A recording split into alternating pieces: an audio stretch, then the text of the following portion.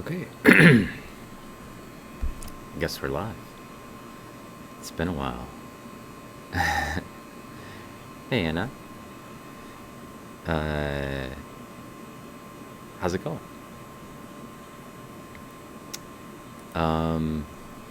So I was just doing a little warming up for the SEM, try to make sure that I'd be able to see samples, see what's in the samples, and have something for us to look at today. And so these are from the rapids part of Judd Creek. This is a diatom that we're looking at right here. This is Melisira. We're in pretty close, so we started off at, let's see, where were we? This is 112,000 times magnification. And I'm just going to back out until you can kind of see what it is that we're looking at. So these are those little holes and the little tree-like structures. They're actually little spines on the valve face of this Melisira. You can see now the whole valve face of the diatom. Increase the resolution just a little.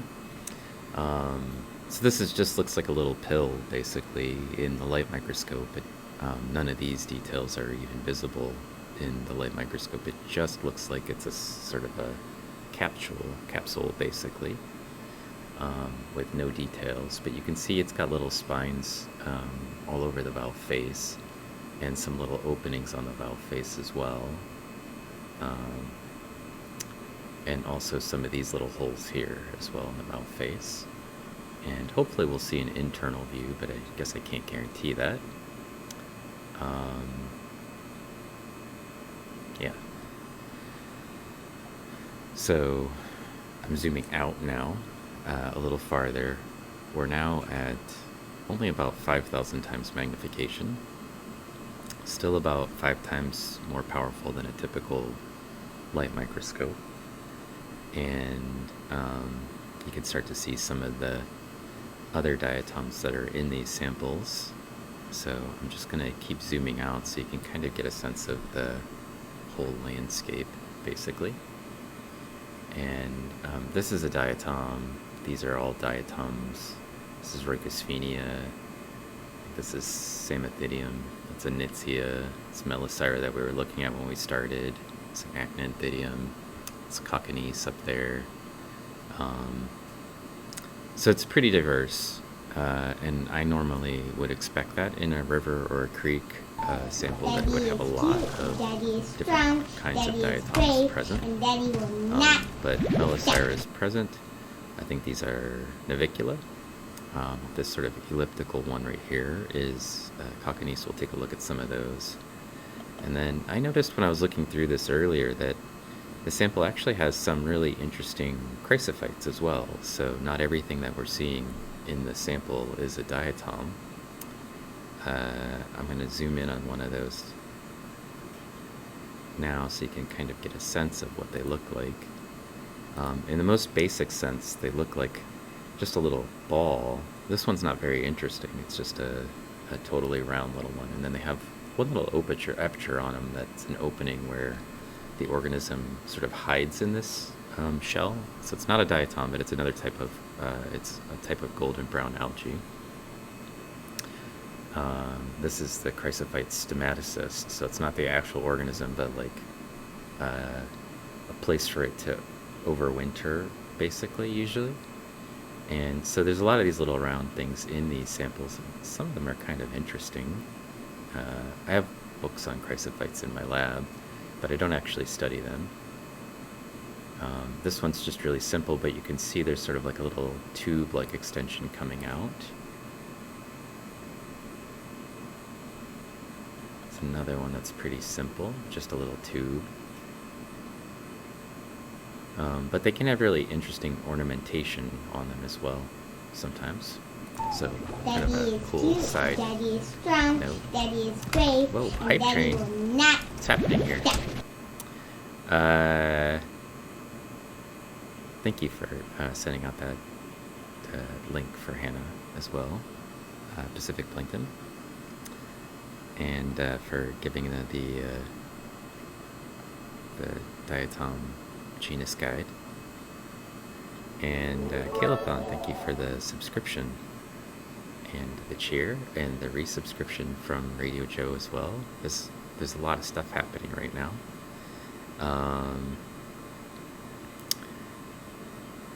Yeah, Chrysophytes are pretty weird. So I don't think I've ever had a hype train, really. Or maybe I had it and didn't notice in the channel, so that's cool. Let's see. This little submarine ship guy is a Gomphonema. These are Rygosphenia, which are like Gomphonema but curved. There's a whole bunch of those because those are actually flowing water indicators. So if I were looking at this sample and you hadn't told me what you had collected, which would have been a fun game, I probably could have told you almost immediately that that's probably either a river sample or a sample where there's a lot of wave action, because Rygosphenia is like a sort of diagnostic, what we call rheophilic species. Rheo just means flowing, and philic just means they like it. So if you break that word down, it just means that they like flowing water. They can be found in shoreline areas, but most commonly they're found in streams. So here's some more Chrysophytes, by the way, as long as we're looking at the other things that aren't diatoms. This one you can see has sort of a flanged vase-like opening, and then it has a whole bunch of little kind of pimples on it. And then this one's got some like ridges. Actually, many of them have these kind of really intricate ridge systems on them as well. So there's another one. A lot of them are really simple. And then this thing is Planathidium. That's a diatom, giving you the genus for that one. And these are Amphora, from the song, from the Diatoms Attack song, Amphora, and here's a whole bunch of them actually. So they are pretty common in these materials as well. They sort of have a D shape. They look a little bit like a loaf of bread or something to me, like a cut piece of bread maybe. Oh, here's a Chrysophyte that's really intricate.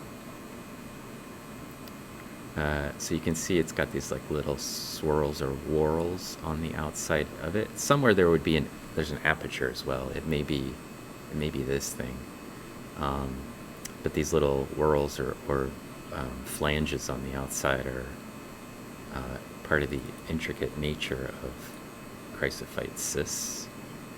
And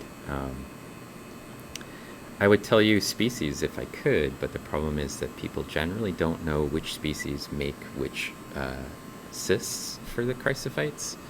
And so as an oddity in science, we know what the actual organism looks like, but like the thing that it makes to hide in, we don't always know which one goes with which one. And so they don't screw up the taxonomy and assign this to the wrong name or create a separate word for each one of these. The Chrysophyte community just decided to start numbering them. And so like this one would be number 308 or something. Like it has a number, it doesn't have a name, which is actually really strange. And it's a really strange sort of model for how to deal with the fact that your organism also creates something that's not an organism, but is diagnostic for the organism. People who have similar problems with this are like the trace fossil community really has a similar issue. So like organisms make trails in sand and then it gets preserved in the geologic record, for example. And then, the organism is separate from the trace that it makes. And so it's confusing for them because they've got this dual system where we're used to putting like a taxonomic name on an organism, and instead we got this like thing that we can't figure out always which organism's making the trace. So I think this is just another Melisira, but I'm not positive. It's kind of small. Okay, so like, there's all kinds of cool things in these samples, and I'm just browsing around in them, and you can see I probably could have rinsed it again, cleaned it out a little bit better, Hey, because there's a lot of Maori, debris in here as Souri. well. But I think that's also just a problem with streams and rivers, because they make, they carry a lot of debris and silt-sized particles, and diatoms are in that size range, basically, with a lot of debris components. So, all right. Let's see, what am I missing? Oh, you picked the song? Good. Next time we'll play that game? Okay. Yeah, just send me something, and we'll see how good I am at figuring it out. So thank you for all the cheers and the stuff. Sorry, it's rheophilic, not rheophilic. So rheophilic, like this. Yeah, there's way too many. I'll slow down eventually here. You didn't quite follow. It lives in, let's see, let me explain it a little bit better. So, thank you for the subscription as well, Hannah. So, Chrysophyte is sort of like a diatom in that it's an algae, which is just a fancy way of saying it's not a plant or an animal, and it makes its own food for the most part by photosynthesis. But the organism has a shape and a body, and then like when conditions are bad, and for most chrysophytes that's like quality's bad, food quality's bad, something like that. They do something called insisting, and I don't mean that like they demand something, but rather insisting, like this. And in other words, they create a cyst, or a protective structure around themselves. But it's not there all the time. It's basically a temporary safe room, basically, for themselves. And then they climb into it, and they just hang out there until conditions get better, and then they come back out. So some organisms just do this, like larger organisms as well. It's not exactly like hibernating, but it's kind of like hibernating. So in hibernating, you have to have a heart, and your heart rate has to slow down. There's very specific terminology associated with hibernating, but it's kind of like that. So imagine if a bear, instead of just climbing into a cave over the winter, made a structure around itself because it was really small and could do that. This is what they do. So like over winter, they will create this like containment system for themselves, and it keeps them from being exposed while they are dormant. So that's a good way of sort of phrasing that. And then they can come back out of that case. So hopefully that makes sense. You're going to start insisting things. They demand housing, exactly. They demand housing for themselves.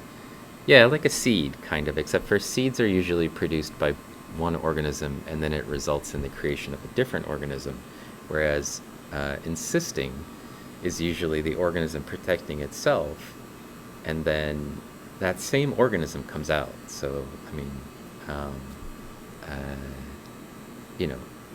that's the same unit, right? It didn't make an offspring from the seed, but rather turned itself into a seed, right? And then, yeah, hung out or persisted. So what causes that change? So for different organisms, the insisting process is different, and different things can cause them to go into that state. So it's not just chrysophytes that do this, but diatoms will also do this, and many other organisms do this. So think of it sort of like, people are pretty familiar with the idea of a water bear going, like when it dehydrates, creating its little tune state, because they become very popular in the sort of common literature. But they just basically silicify themselves, right? And then unsilicify themselves a little bit when they get wet again. So it can be a wide range of things, and it's really dependent on the particular organism. So for many algae, it's related either to nutrients, light, or temperature. So it's one of those things or all of those things. It's sometimes very difficult to separate which one of those things is causing it. For some of them, it could be salinity. If they're organisms that don't handle salinity very well, but they live in an environment where the salinity fluctuates. So I can't give you a specific answer, Art, but because I don't study chrysophytes, and most of the time where I've observed them, and in most of the literature, the stomatocysts, the part that we're looking at, the little round things, are produced over winter. That's the normal, the way for them to sort of protect themselves over winter so that they can come back and the conditions are better in the spring, and continue, living in the lake systems. But it may not be explicitly temperature. And it may be a combination of things that causes them to insist. So, the cue is different for each organism, and so it's difficult to sort of get a sense of what might be driving it. And also because they're microscopic organisms, it could be some combination of things. Like temperature is a difficult parameter to get a handle on for organisms that are microscopic, because if you're microscopic, the temperature actually has a whole lot of consequences.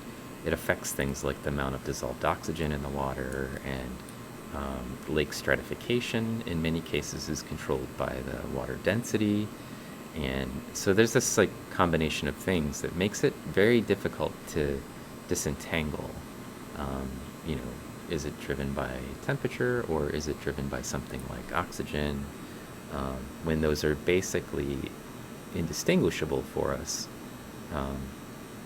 as scientists, we can't figure out which one of those things might be controlling it if we don't have an experiment where we can explicitly control one and not the other.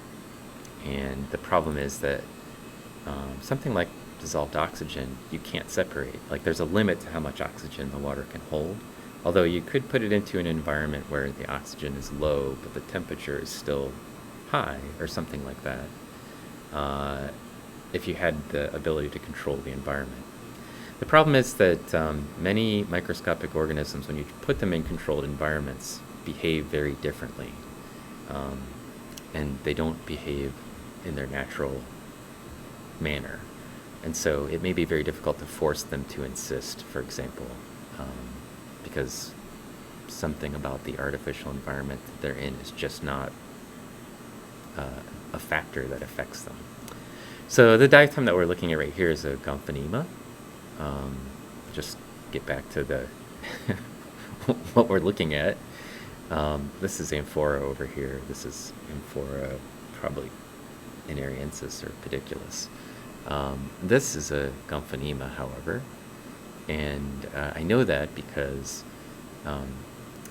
if you tried to fold it along the raphe, or the axis that runs down the long dimension of the diatom, like a peanut butter and jelly sandwich made on one piece of bread, if you fold it down the axis, like the long axis, then you have a sandwich where the peanut butter and the jelly don't stick out, right? The bread is folded basically to match on the opposite sides. But if you try to fold it this way across the diatom, what you'd see is that it's a little bit longer in this dimension than it is in this one. So you put the peanut butter on this side and the jelly on this side, and you fold it, you're going to have like peanut butter sticking out, right? It makes for a messy sandwich. But more than that, if we look at one end of it, you'll see that it has something called an apical porefield, which is like a bunch of little holes that are different than most of the rest of the diatom. So we can see that here, this little you can actually see the differences in pretty clearly in this, because Gomphonema often have what I like to call C-shaped areoli. In other words, look like the little letter C, right? Little letter C here. I can slow it down a little bit, so maybe it'll be clearer for you. So here they're like little C's. So all of the areoli, which are the holes that go through the valve, have a little cover over them on one side, and it creates a little C shape. These little C's are all over the place. They're not always perfectly C's. So like this one looks a little bit more like a cursive backwards E. But then on one end of the valve, they have something called an apical porefield. So apical means it's at the end of the valve. Pore just means it has openings, and a field just means there's a whole bunch of them together. So just to give you a sense of what we're looking at, these are striae, which are, in the light microscope, they're just like little lines or stripes. That's what the Latin word striae means, is stripe. And it's made of a bunch of little holes, which in this case are C-shaped. So this is the areoli and the striae when you put them together in these lines.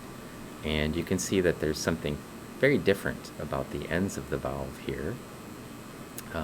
And this is what we would call the apical porefields. So there's one porefield over here. There's the raphe, which runs down the axis of the diatom in this case. And then there's a porefield over here on the other side of the raphe. And the reason that these diatoms have that porefield, if you're wondering what's that do, is that usually they exude EPS, some sort of polysaccharide material, like a sugary, rubbery material that creates a stalk, and this diatom lives on a stalk. So you don't see the stalk part, because when I got the samples from Hannah and Joe, I put them in hydrogen peroxide to get rid of all the organic matter that was present, and I let them sit in hydrogen peroxide for, I don't know, I think I boiled it or whatever for like a week, and then that gets rid of all the organic matter. What it does, if you're wondering how does it get rid of the organic matter, as long as we're teaching science, hydrogen peroxide is, the chemical equation for hydrogen peroxide is H2O2. So just like water is H2O, hydrogen peroxide has an extra oxygen in it, so H2O2. And what that means is, in order to get to something that's a little bit more stable, like water, it donates oxygen. And in science, we call these oxidizers. In other words, it's a chemical that you put into a sample, and what it wants to do is get rid of an oxygen to become more stable. Water is very stable. So what it does is it goes, hey, anybody want this oxygen? And it turns out that one of the things it likes to give oxygen to is carbon, which makes carbon monoxide and then carbon dioxide. So CO2, CO and CO2, and those are gases. But carbon, which is mostly what we're made out of, for example, is not a gas. So what it means is when it gives the oxygen to the carbon, it volatilizes it. It turns it from a solid into a gas, and then, in the setting of a hood, the gas just escapes and goes out of vent. So like magic, but not, the process of adding hydrogen peroxide actually takes the carbon that's present, turns it into carbon monoxide, which quickly then becomes carbon dioxide, and then these together basically just degas. They just basically evaporate from the sample. And where you used to have something solid, you have nothing but gas. And then the hydrogen peroxide just basically becomes water over time. That's why when they give it to you at the grocery store or whatever, where you buy hydrogen peroxide, usually it's in a dark bottle so that light can't hit it, because the exposure to sunlight causes it to photolyse, which means it causes the oxygen to be released. Or like in my lab, we keep it cold to keep that process, keep it from volatilizing. And and then you have a chemical that turns solid carbon into carbon dioxide, and it gets rid of all that stinky stuff, basically, which is my primary interest, is getting the stinky stuff out of my way. So hopefully, hopefully that makes sense. It's a messy sandwich diatom, exactly.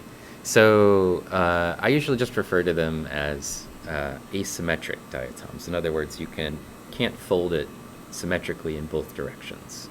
So yeah. Sorry, Chippy Flip, the C's are around like 100 to 200 nanometers. Let me see if we can figure that out. So, I actually have measurement tools in here. Oops, that's the wrong one. The measurement. I don't know what you can or can't see. Yeah, 200 nanometers, 219 nanometers if my measurements are pretty good. So I don't know if that actually shows up for you. I guess I could. Yeah, it does. Okay. Or it seems to. Let's see. Yeah. Okay. So you can actually see the size of things if we wanted to. That's a really nice feature of a scanning electron microscope. Hey, Javasaurus, how you doing? Can you give a shout out to Javasaurus Pacific? Yeah, it's afternoon here, but whatever. So that's a pretty simple process that goes on. Sometimes I choose to boil them in nitric acid, as Pacific Plankton mentioned, and sometimes actually put both of those things together, which creates a potentially hazardous situation. So one of the things that's interesting about that, as long as I'm blabbing about the processing part, so Hannah and Joe went in the field. They collected the materials. I think they used a toothbrush on a rock and that sort of thing. And then they sent it to me, and so it came in this sort of like, organic composed material stuff. And then I just put it in hydrogen peroxide and stuck it in the hood, and then came back after it had digested. But that process of adding hydrogen peroxide to it is, just to give you a little more chemistry, because we haven't done enough chemistry today, it's what we call exothermic reaction. And all that exo means outside, and thermal means temperature. And what that means is that it's a process that generates heat. So when you take the oxygen and you add it to the carbon and you create carbon dioxide and you get rid of the organic matter, that actually generates heat. And what's problematic about that is that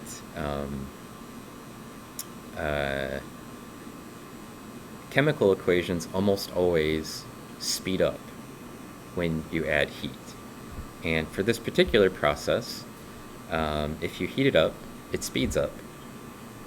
So when you add the hydrogen peroxide, the organic matter starts to digest and oxidize, which causes it to heat up, which then causes the process of donating oxygen to speed up, which then causes it to heat up, which then causes the whole thing to basically speed up some more.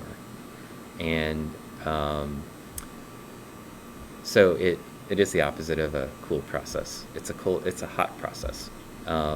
But so if you had a lot of organic matter and you put it in hydrogen peroxide, what happens is it rapidly gets hotter and hotter, and then the process keeps ramping up the speed at which the heat is being generated. And we call this a chain reaction in science, where like there's a feedback process. And anonymous cheerer, 1 bit. Wow. Thank you for the bit. So the process basically generates more activity, and as long as there's chemicals to react and organic matter to keep reacting, what happens is it just speeds like a runaway train. It just keeps getting bigger and bigger and bigger and faster. And yeah, he just cheered 1 bit. It's fine. I'll take your penny. And so you have to be careful, basically. If you add nitric acid to the process, it actually makes it even hotter, but the heat from the hydrogen peroxide makes the nitric acid respond faster, and then you have this like crazy runaway sample that may potentially like spill over. This isn't what happened. Yeah, endothermic processes are the cool ones. This isn't what happened, by the way. There wasn't that much organic matter present. But if there were, that's definitely something that has happened before in my lab. And in fact, I used to use these like polystyrene scintillation vials, like plastic scintillation vials, and escapes the lab and destroys the world. That doesn't happen. And sometimes when the process started going crazy, what would happen is the vial would start to go like, we're melting, and it would just turn into a little pile of goo. Because sometimes I get samples that have a lot of organic matter in them, and it would just ramp up, and then that stuff would just go like, and it would shrivel down into like a pile of plastic mess, and the sample would then spill out onto the tray. So I switched back to using glass vials. Hey Sam, thank you for the subscription. And nice to see you. And I am finally back to streaming from the SEM. Yes. I've been busy. I finally got all of my course planning done, which took me two or 3 days at the beginning of the week, and I got a lot of fundamental research done. I still have a bunch that I always have a bunch to do.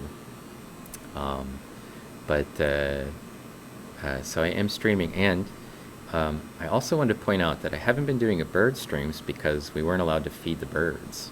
And when I say we're not allowed, I mean that the Department of Natural Resources for Indiana recommended that we don't feed birds because there was something going on where the birds were dying off, and they didn't know why. And they were worried that the contagion would be spread where birds were congregating. And so they said, don't feed your birds.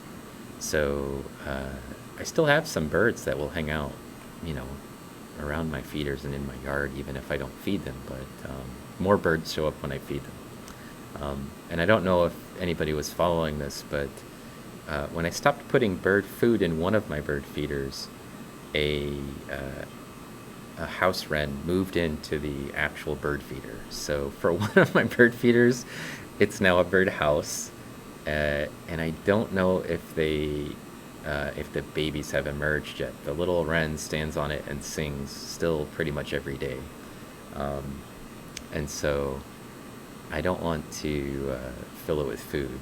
I think we'll just leave that one alone, and then I'll put food in the other ones. But now that I can get birds to come to the yard again by placing food in little wooden boxes and stuff, I'll probably consider doing some more bird streams.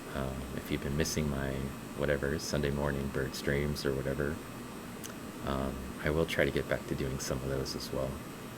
So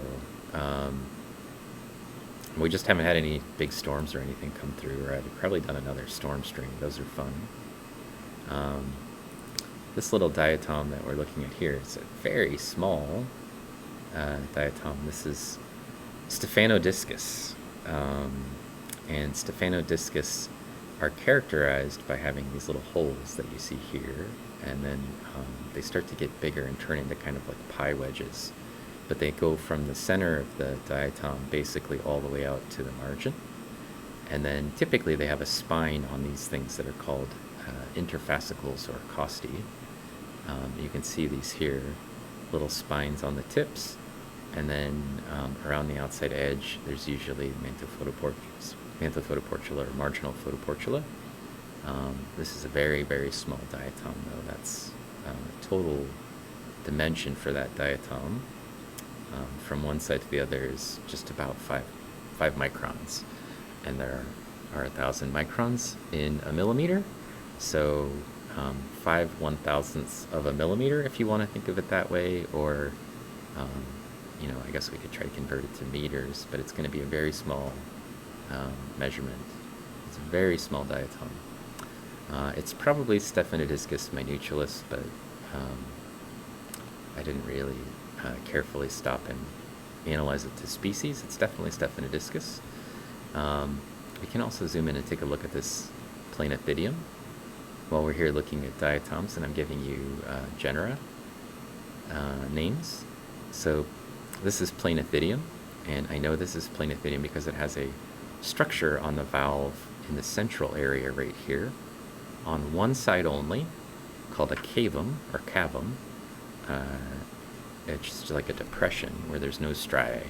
So the striae are the stripes, or the lines that you see here, and then on one side there are none, and instead there's like a cave or a depression. And in the light microscope, this creates a little horseshoe-like structure that you can see that we call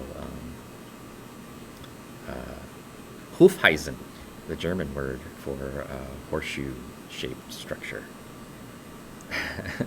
I almost forgot it. I like to say it like that too. Hufeisen. I hope if there's a German person out there watching that they can correct my pronunciation.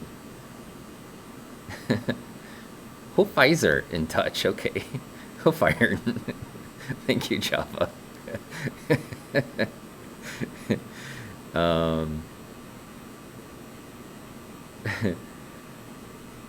Yes. Also, let's see. You found 2 dinosaur proteomics sets that you would deep dive into because I think the study's not done properly. Oh, that's interesting.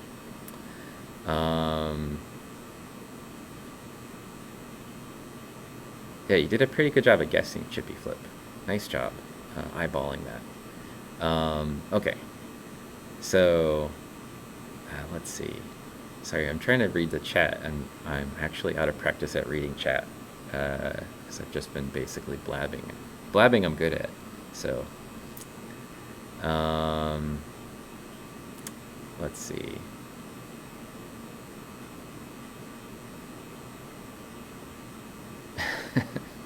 Piranha chemical baths that involve peroxide were the ones to keep an eye on.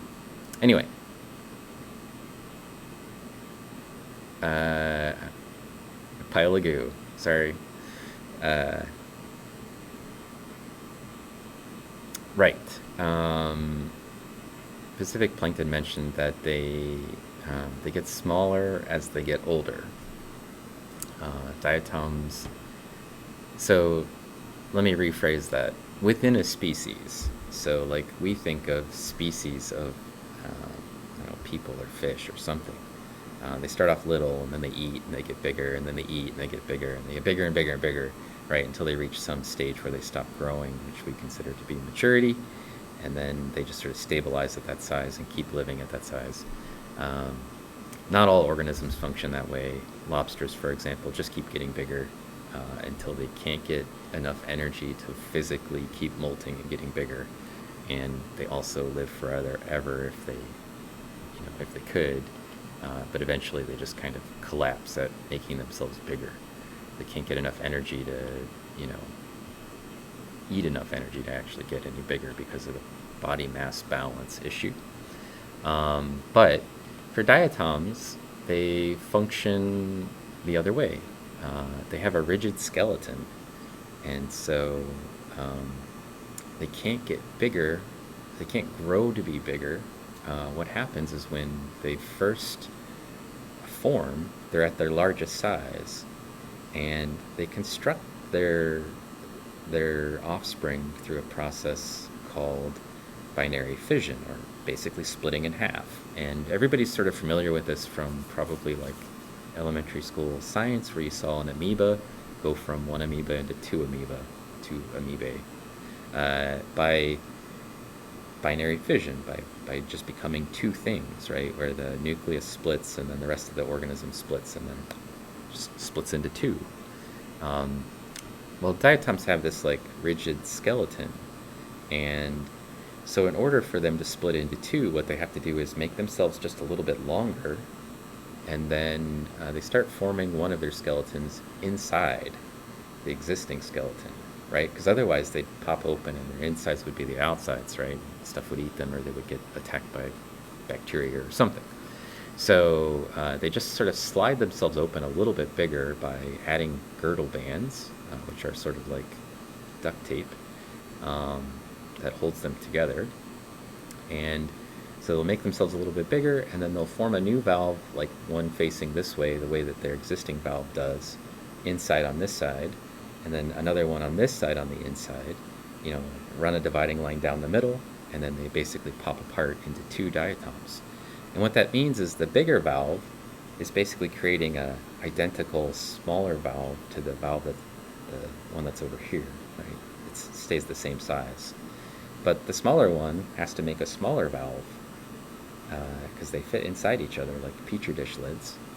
And that means that this diatom, when they split apart, is a little smaller than this diatom. And then each time they replicate, that same process happens.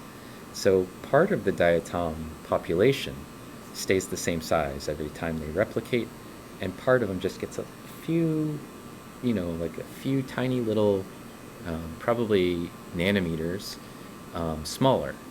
And they'll keep doing that, and they'll keep replicating and replicating and replicating, which means this start of the population just keeps getting smaller. Each one of these has a slightly smaller size, and so there's what we think of as cohorts, or a whole population of sizes, and they're constantly getting smaller, and of course as they get smaller they're also becoming more numerous. But you see the age of the diatom is that they get smaller and smaller and smaller as they get older, and then they reach some sort of size threshold where they can't really get much smaller for the species because they kind of have to fit all their stuff in and make all their structures. And then there's usually some sort of environmental cue. Again, diatoms and many single-celled organisms are highly attuned to their environment. And so what they do is, let's say they need some sort of nutrient like phosphorus. When they get to a certain size threshold, if they get that phosphorus pulse, the whole community then basically will switch to sexual reproduction instead of this asexual reproduction. And some of the diatoms will become male, and some of the diatoms will become female. And the ones that are male basically bust open, and the little components basically come out, and the gametes basically find another diatom that's female and impregnate it. And then what they do is that whole thing basically splits open and creates this egg that gets bigger and bigger, grows to the maximum size for the species, and then silicifies, and then it starts to replicate again and goes back into this sort of asexual reproduction. And so that process means that diatoms have sort of a range of sizes and for each species, and the smallest ones are the ones that have been around in the population the longest, have been through the most asexual reproduction replications, if you want to think of it as age. And so they're the oldest. So it's backwards to the way that we usually think of organisms. Instead of growing bigger, diatoms grow smaller. They don't actually grow smaller, they just divide to smaller things, but, you know, at least in our conventional idea of how things work, we would call that growing smaller or becoming smaller. Okay, so enough blabbing about science at you, or diatom stuff. This is a diatom called Navicula, and I know it's a Navicula based on the valve shape. So the shape of this one is sort of boat-shaped, which is like navy Navicula. The name comes from the shape of like a boat or a canoe. And they usually have slightly acute ends. And then the raphe, which is that little slit that runs down the middle of the valve, is axial again. It runs right down the middle in this case. And then here are the striae that are on the margins. And the thing that characterizes most Navicula is that shape, plus the fact that their areolae, rather than being C-shapes or round things, are like narrow slit shapes, what we call lineolate striae.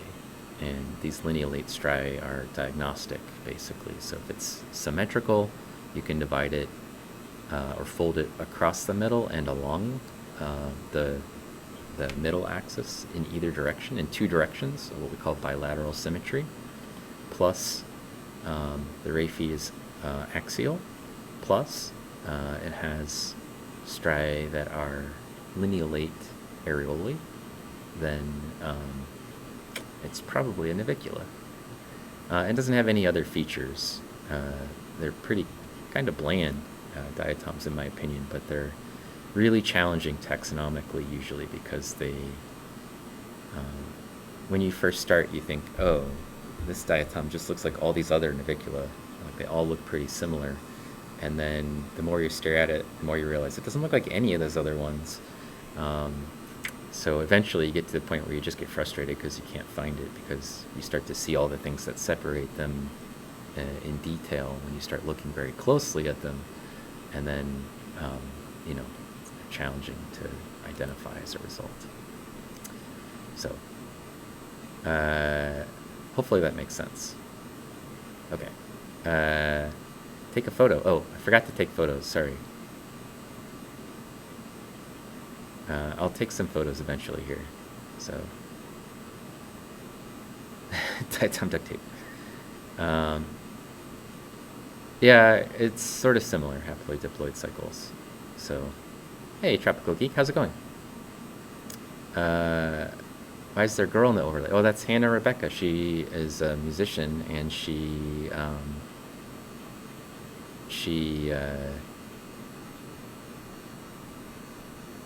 wrote a song about our stream, and also they sent me the samples. Her and her partner, Radio Joe, sent the samples that we're looking at. So she's another streamer, and when streamers send me samples and we're looking at the material that they gave me, I like to highlight them. So that's why there's another girl in the overlay. So how many fission cycles do they do before they hit some small size threshold? I don't know. Art, it's there's something interesting about it though. Like each diatom cell can't just keep replicating indefinitely.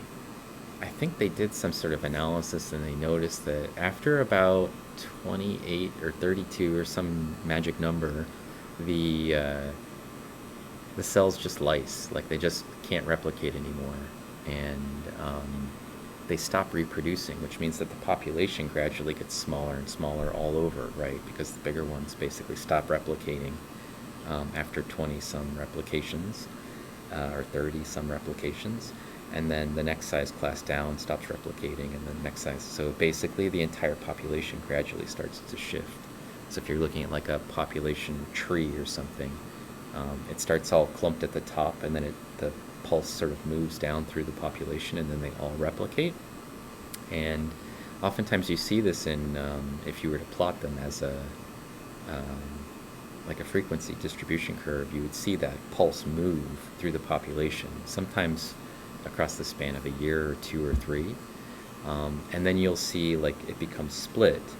The population gets very small, switches to sexual reproduction, then you have a whole bunch of little things and then some big things as well. And so it starts over, and you have this bimodal population. So it's kind of interesting model. Also, let's see. Yeah, I haven't been on much, and neither has Pacific Plankton. She's been busy with life. I've been busy with research. So also, it's sort of the end of summer. I had things I wanted to get done, get ready for classes and that sort of thing. Let's see. Yeah, there's the song. Thank you for that as well. Yeah, she's got a cool song. She just sings about our channel, and then for some reason, every time I'm there, people request it, so we hear it quite a bit. It's a cool song though. I just have one kid, and she's been on vacation, but that doesn't stop me from streaming typically. So it's more just had stuff to do. It's a popular one, yeah. Oh yeah, it's true. Not just when I'm there, but I don't think I've requested it before. I feel like somebody else always requests it, so I just let them. I request other songs when I'm there. So, but she plays a lot of songs I like. So, and does a great job with her streams. So you should check it out. not only are we looking at samples from them, but it's one of the places I don't miss many of her streams. So kind of like the music. So I've managed to make most of them. It's a little harder now because she's in Spain. So I mean, I'm sure that's nice for them, but it's harder to catch all the streams because it's the middle of the day for me right now, and I think it's nighttime for you guys, like pretty late right now, right? So, okay, so this was a sample that was collected from, I should probably explain this a little bit for people who weren't here right at the beginning. The samples were collected from Judd Creek, which is on Vashon Island, and that's over by Puget Sound. And then this was from the Rapids area, and I actually made two SEM stubs from this this part from the samples that they gave me. I think the other one's right here. I don't know. I didn't know how many diatoms would be present on them. And here's another one of these cool chrysophytes with the crazy lines all over the outside of them. Let me get that into focus for you. You can see these crazy ridges or sort of fringes around the outside edges. And let's see. I forgot. Yeah, I should take some photos, especially if I want to post something later. For some reason, I've just been blabbing instead of doing my job, taking pictures. But so this has basically the same kinds of things in it. It's got this thing, which is cocconyes. It's pretty common. Cocconyes is what we call a monoraphid diatom. Has a dividing line that goes down one valve, and the other valve doesn't have that. And so they actually look very different. The two different halves of the diatom look very different from each other. And for starting diatomists, like young people in my lab, or even the older people in my lab sometimes, the monoraphid diatoms are probably one of the most challenging because each valve looks different. And so the two halves of the diatom have different appearances. They're the same outline typically, but the details on the inside are different. And it makes it very difficult to tell what you're looking at. So, but there's a lot of these cocconyes around. That's this thing right here, this guy, this one, this one, this one. You can see they're kind of egg-shaped. Not all egg-shaped diatoms are cocconyes, just for clarity, but they have these characteristic features. A raphe on one valve and not the other because they're monoraphid. And where they have a raphe, the proximal raphe ends or the middle of the valve, they have a slight hook in opposite directions. That's normal. And then this side has a different characteristic pattern than that side. This is probably Cocconyes lineata. That's because it has this sort of ring or line around the outside edge here, and it's relatively flat. And this is probably the araphid or rapheless version of the same valve, or not the same organism, but two different diatoms. But that's the raphid valve, and that's the araphid valve, as an example. So they're pretty cool, and maybe if we get a good clean image of one here, I'll take a picture. And then this is, again, Rheucosphenia. It's got a curve on it in profile, in girdle view, which is really characteristic or diagnostic for that group. In valve view, they would look a little bit like Gomphonema, which we looked at earlier in the stream. And should also point out that Pacific's been looking at some freshwater stuff recently, and so we've seen a bunch of these same diatoms in her stream as well. There's another Rheucosphenia. You can see the sort of wedge shape, but it's curved, sort of a curved wedge. And there's another Cocconyes, again, sort of like a oval or egg shape. Some interesting looking thing here. kind of like a candy, old school candy with a wrapper, right? Or hot dog, I guess, maybe. It's good if you try to connect it with some kind of a food shape. Makes it easy to remember. I actually don't know what that genus is off the top of my head because it's an internal view and it's not on the light microscope. I'd have to take a picture and think about it a little bit to figure out what it is. It probably would help if I saw the other valve just to make sure it wasn't a monoraphid. Just as an example of how sometimes diatom taxonomy can be challenging. There's a little Nitsia. Nitsia are one of my least favorite genera. People ask me if I have a favorite diatom. I usually don't. I usually just say whatever I've most recently described as my favorite species. But I usually do have a least favorite, and it's the whole genus of Nitsia. Just not that they're anything other than just taxonomically very difficult. So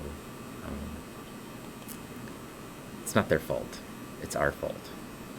But in the light microscope, they're very challenging to identify, and in the SEM, they're not. So that's just a consequence of the fact that they're very small and their striae are very fine. So it makes it hard. Okay, I want to just look around a little on this slide and see if I'm missing anything obvious. This is an internal view of a Melisira. Yeah.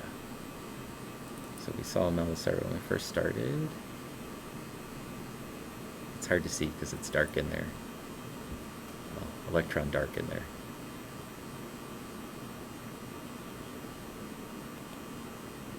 So that's a Melisira, and in girdle view, they look like a little pill,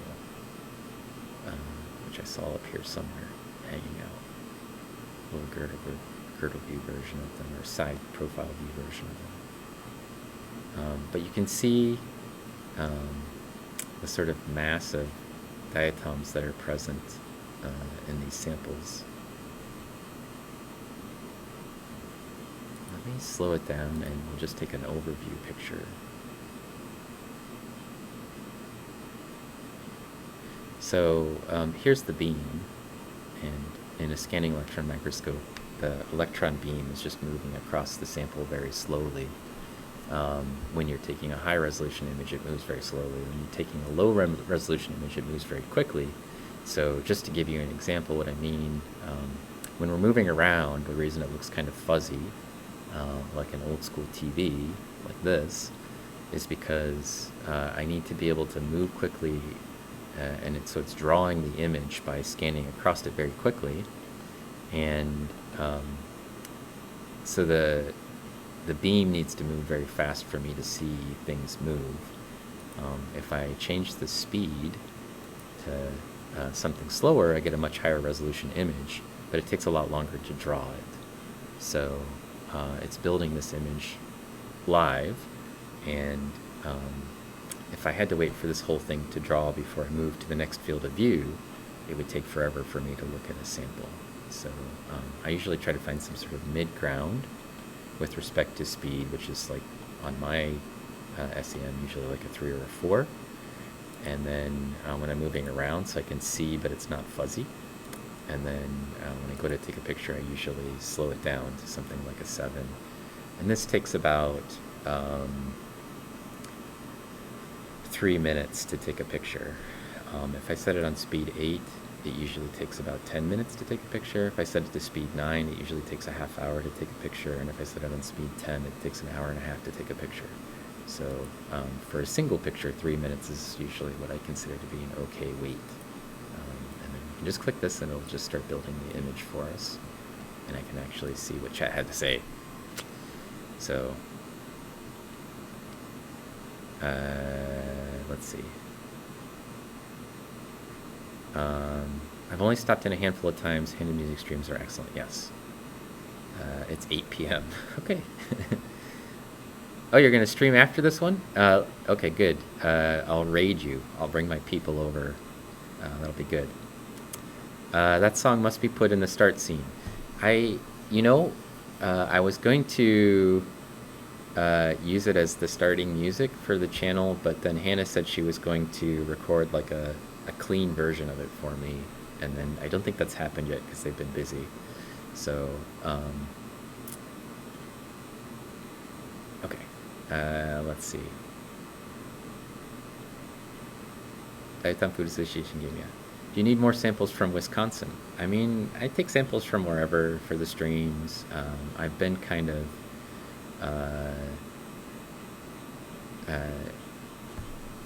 you know, sometimes I just try to do research and then I'll stream a little bit of it, and sometimes I just want to have some things to showcase or to look for new diatoms, and so people will send me stuff and I'll put it on. Sometimes it's not diatoms, but yeah, if you want to send me some stuff, art, you can. Let me know, and we'll hook it up. So yeah, and I think I should point out we've been planning. Pacific Plankton is going to come visit the lab in I think in September, and she's going to be sort of moving around from someplace in Michigan down to here, and I think she's going to collect some stuff for us as well, so that'll be cool. Is the art that you make usually from the 1.0? No, all the stuff that I make is usually like on Instagram or whatever. Are you talking about from my Instagram account, which I could probably like do this? That's all done with just these 7-minute photos, because it's going onto Instagram, which is like a low resolution media. It's on your Trello board. Yeah, you're coming to Indiana. So that'll be fun, and then we'll have probably do a stream while she's here of whatever it is she found for us, and we might actually do like a processing stream. It might be fun to do that for her visit, so you could see the other lab as well. And we'll be fine here. Our university has this is Vashon.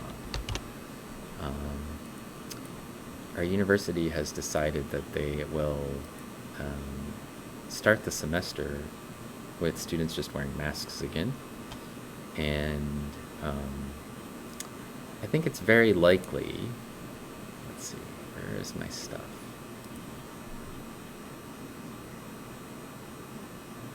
Where do I want to put?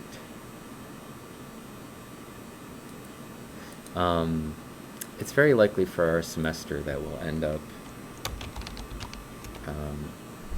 doing everything in person. So we're not making any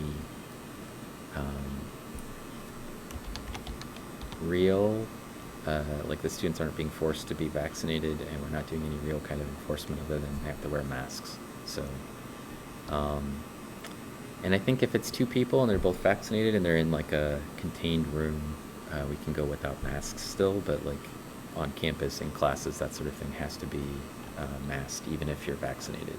So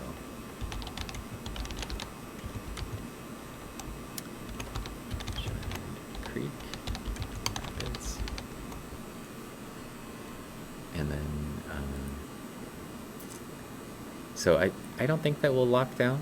I mean, I think that our university is pretty committed to this idea that we're just going to act like we're not in the middle of a pandemic and it's not getting worse everywhere. We were pretty lucky last year, so we'll see how well our luck holds out with respect to that this year. But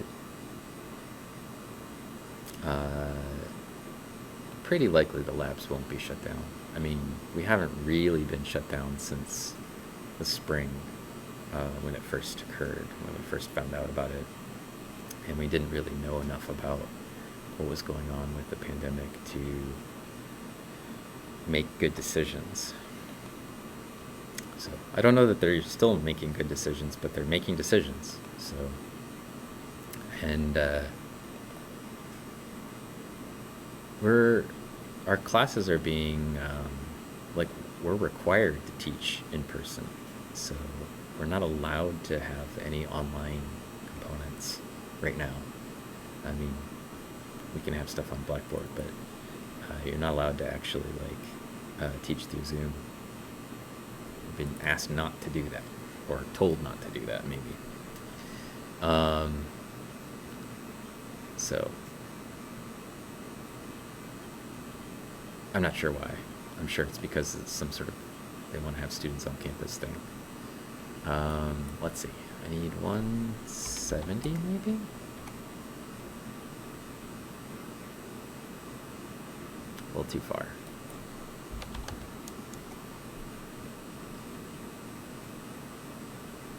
Okay, I'm going to take a picture of this diatom.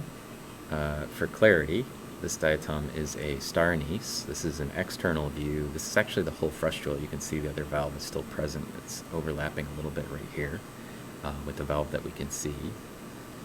And you can see there's a little bit of junk on the valve face, but it's kind of a nice diatom in that it's separated from everything else that's around it.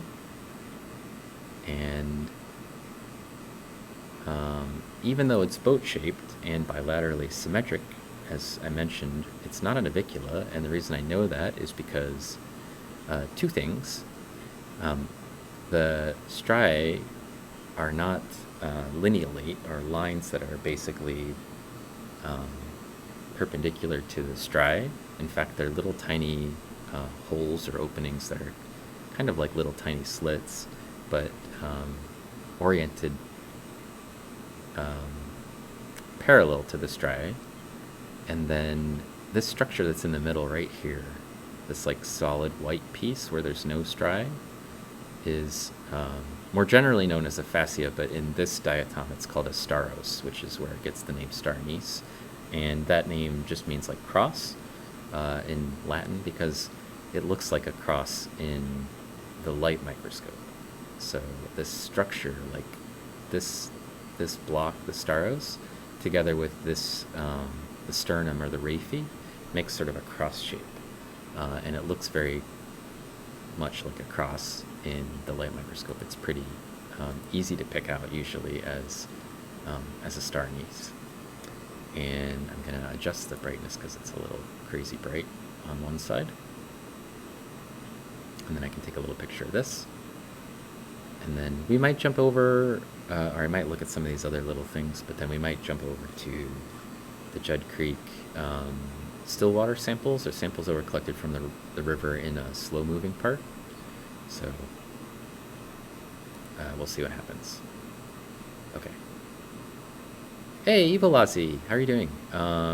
Somebody, can you give a shout out to Evilazzi as well, Pacific? Sorry. Lab field trips, yeah.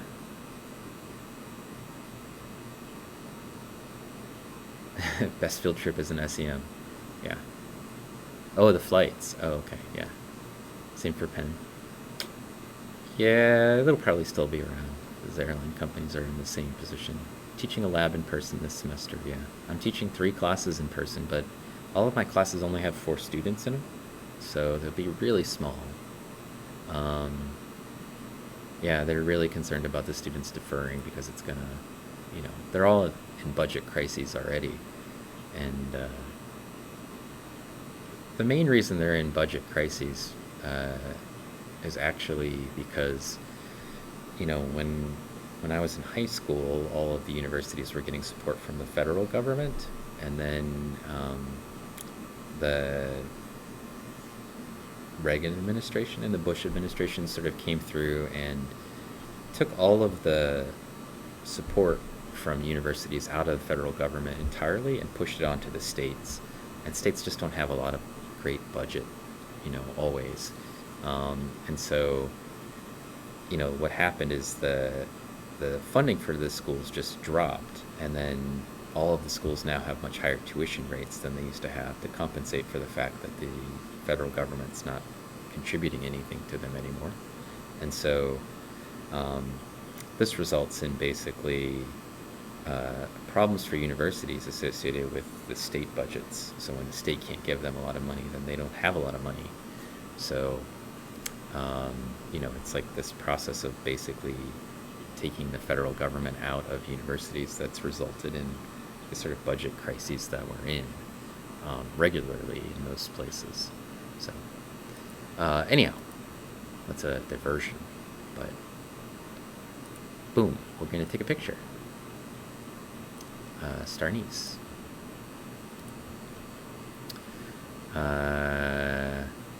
Let's see. Staros, yeah. You need to get more coffee. Thank you for giving Evo Lazio a shout out. You're writing a massive paper, 3 years of your work. Wow. That does sound like a big paper. Just one paper for 3 years worth of work? Or is it like you're working on a thesis and then you're going to split it into many papers?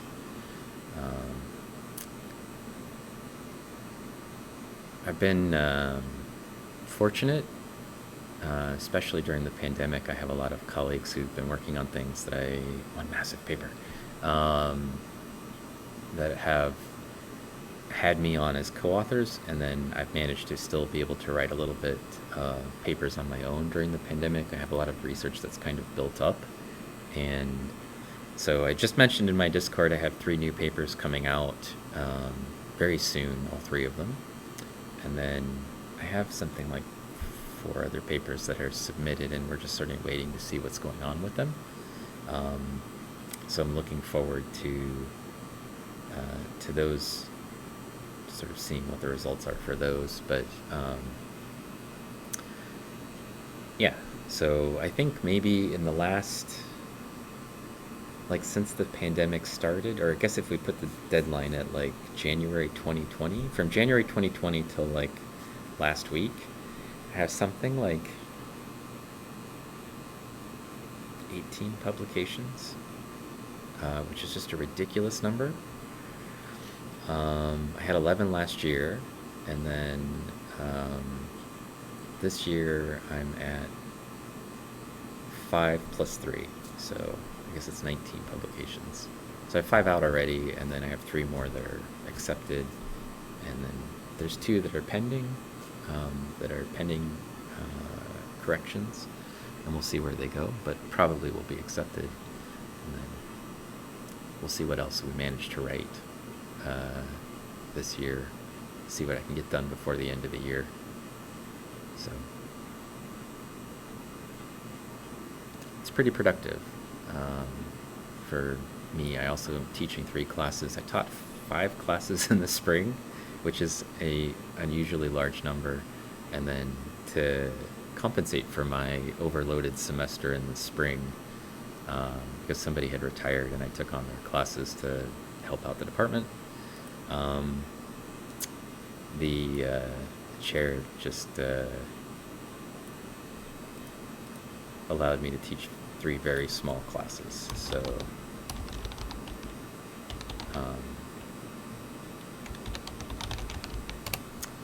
So I think that that will be nice. My semester should actually be pretty reasonable this semester.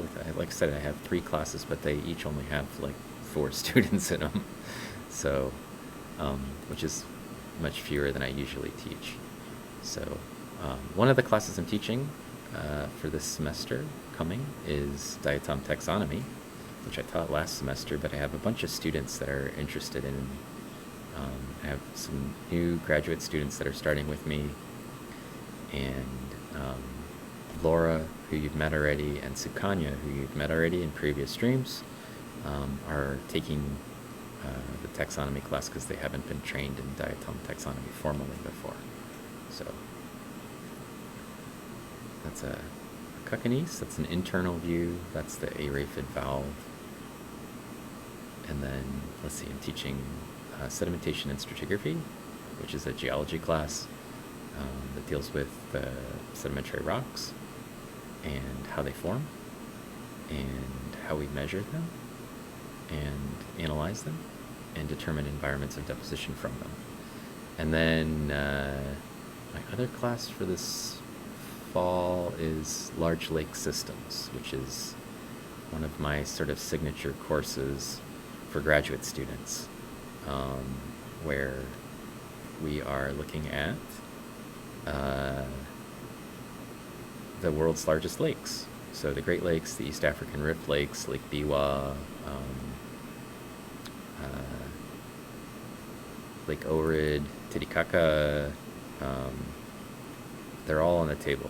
We'll see what we come up with for the class, and then we mostly just read papers, so that's a pretty easy class anyway, even with more people usually.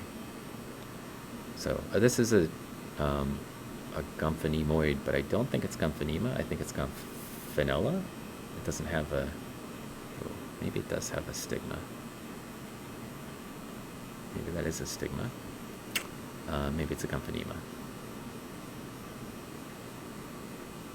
Gomphonema minutum, maybe, if I had to guess.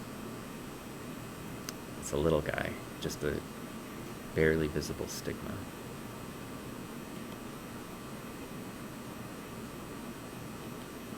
Okay, let's jump over and look at the stuff from the non-flowing part of Judd Creek. So the SEM is spinning the carousel around to samples 1 and 2, which is where I put the still river stuff. And one of the things I would point out is that the text is basically similar. Like I can tell that already. It's got a lot of cockneys.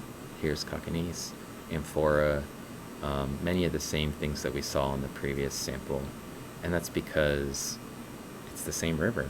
So it's likely to have the same. Here's another Melisira, for example. We saw Melisira right at the beginning of the stream. That's where we started. And if we zoom in really close, you can see all of the cool detail on the spines from Melisira on the valve face. Those are mostly used, I think, to hold the valve to the sibling valves. It's kind of a cool structure, a series of structures for a diatom that looks really boring in the light microscope. It literally just looks like an empty pill capsule. Like, it's completely boring in the light microscope, and in the SEM it has all this sort of amazing intricate structure and detail. So I'm just going to go ahead and take that picture, and then I can see what chat has been saying. Let's see. Oh, you're hoping to send to PNAS. Well, PNAS has got a pretty tight page limit, so you might need to tighten it down quite a bit if it's a massive paper. Yeah, I'm a full professor now as well. Yeah, so sedimentation, yeah. It's about sedimentation. So that estimate of 2,000 extant species, 20,000 extant species is probably low. So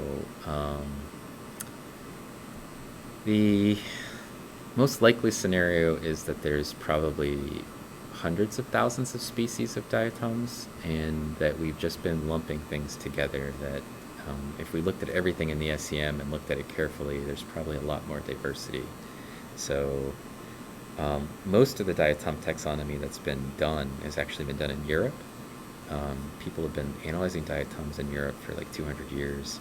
In North America, the last 100 years has been pretty active for diatom taxonomy, but there's still parts of the US that are basically grossly undersampled, that we just don't have a good idea of what's there. And it's led to a lot of new publications and stuff.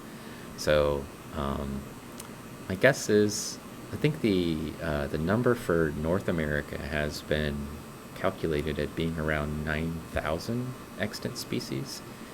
And my guess is that if you really looked closely at that 9,000 and compared it to the known things, you might actually have something a little bit more, even more higher numbers than those.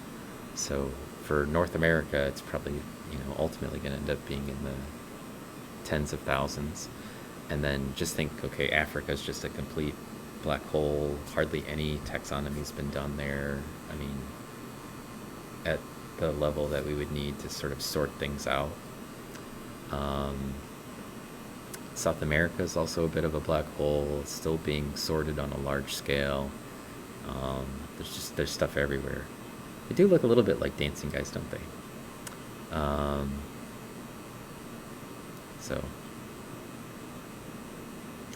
It's a big challenge, Eagleazzi. Too bad you can't observe moving living diatoms in an electron microscope. Yeah. The vacuum kind of, and the gold plating kind of creates a problem. There's a lot of areas that are undersampled in the world. So, you know, the more remote it is, the less likely someone's analyzed the diatoms from that location. So,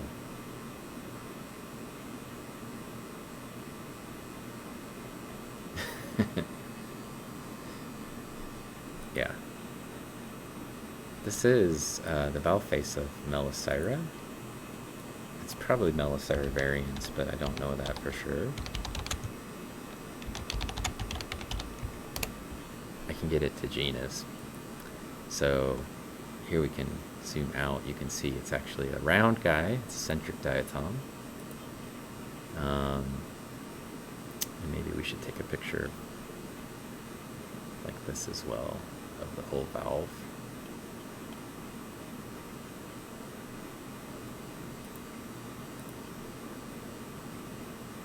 Adjust the brightness a little bit.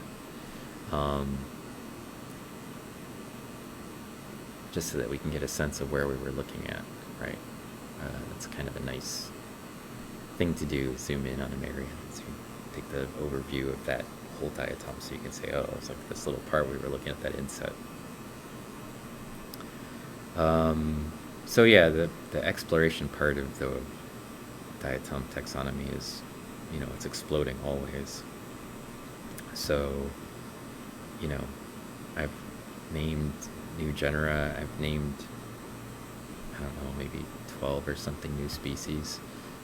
And I'm not even primarily a taxonomist. I mean, the first 20 years of my career as a diatomist, I didn't name anything. So that's just been in the last couple of years that I started naming stuff, and it's because we got access to an SEM that allowed me to kind of start putting names on things that I didn't have names for before. So they were SP, diatom SP1, SP2, with the, you know, whatever the genus is, Gomphonema SP1. Because we didn't have names for it. We needed an SEM to basically characterize it. So, and you can see why. The detail of things that you can get in the scanning electron microscope is, you know, much different than a light microscope. You know, multiple times bigger magnifications. So, how much data does one of these images take up? They're about 5 megabytes, 4 to 5 megabytes. They're small. So, yeah. The images are pretty low. This is a 1280 by 1280 pixel image. So it looks good at the screen resolution that we have. If I were putting it on a poster, I might actually do this slightly higher resolution version of it. You can't see all the, I don't think you can see all the menus when I open them, but there's actually, I can change the resolution of like pixel by pixel image. So if I wanted to make it, you know, 2400 by 2400, I could select those, but then it would take twice as long to take the picture because it doesn't speed up the scanning any. So a 7-minute photo would then take twice as long, right? So maybe actually longer because it's surface area, right? But roughly twice as long. And I don't want to wait 6 minutes for a photo unless I need it for something that size. Since a lot of the photos that I have just go into Instagram or they go into publications where they're going to be smaller than they appear on my screen, there's not really any point to take them at a higher resolution.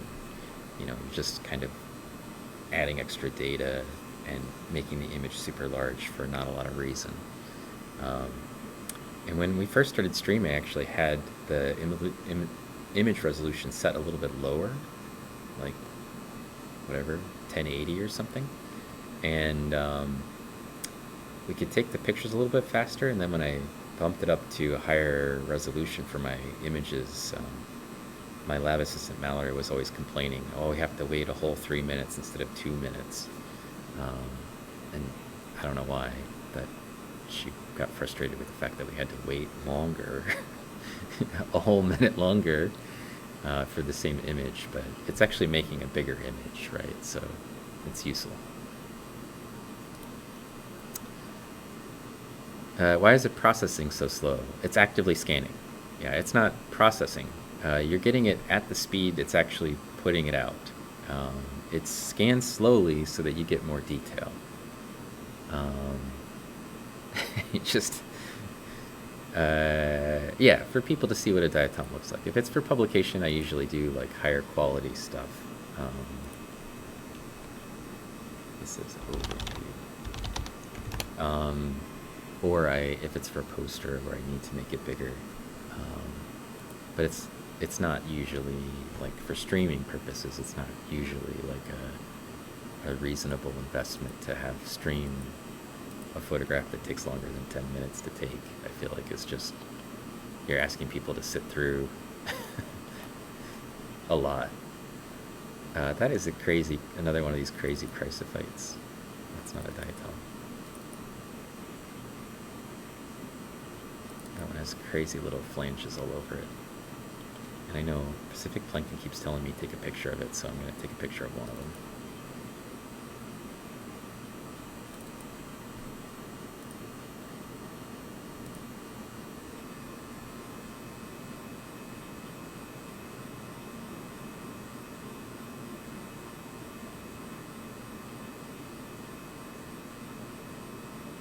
Just checking that the focus was okay. It's hard to tell sometimes when stuff is like super solid and there's no holes or anything.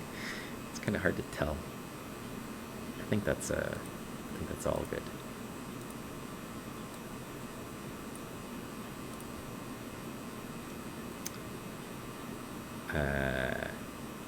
It just looks strange to you, yeah. Yeah, it just if you're zoomed in, you're just scanning a smaller area. And if you're taking a bigger image picture, all it's doing is it scans over that small area slower. So the building of an image, it's not the processing. So a lot of people come, they've never seen an SEM before, and they're like, why is it taking so long to download the image? It's not downloading an image, it's building it, like live. You're seeing it being built. And it scans over pixel by pixel and sends the information to the computer. Yeah, it's pretty similar to satellite images, yeah, where they put pieces together. It scans one little bit, right?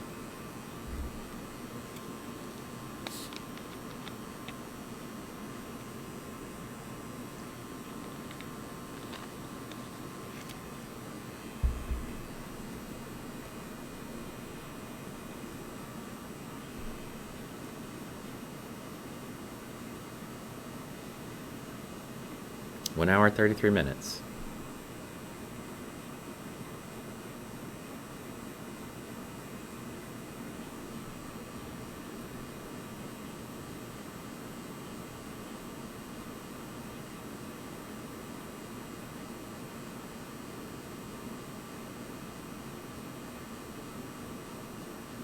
Did I have lunch? No.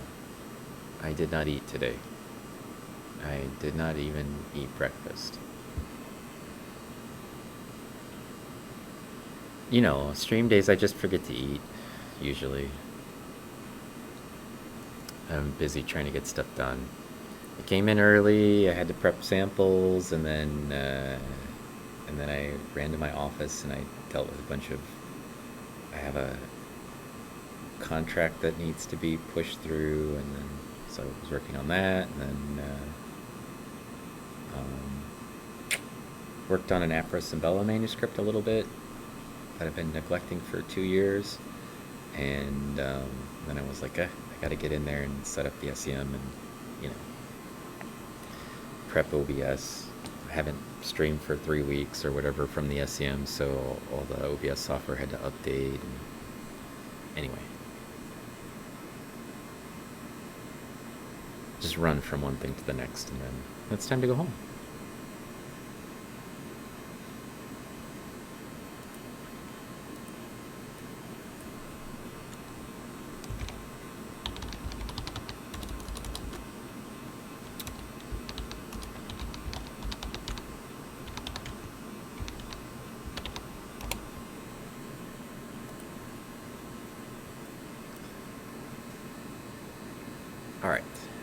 let's look around a little. That's a Rimeria. I didn't have to go far for that one. This is like kind of like a Gomphonema, but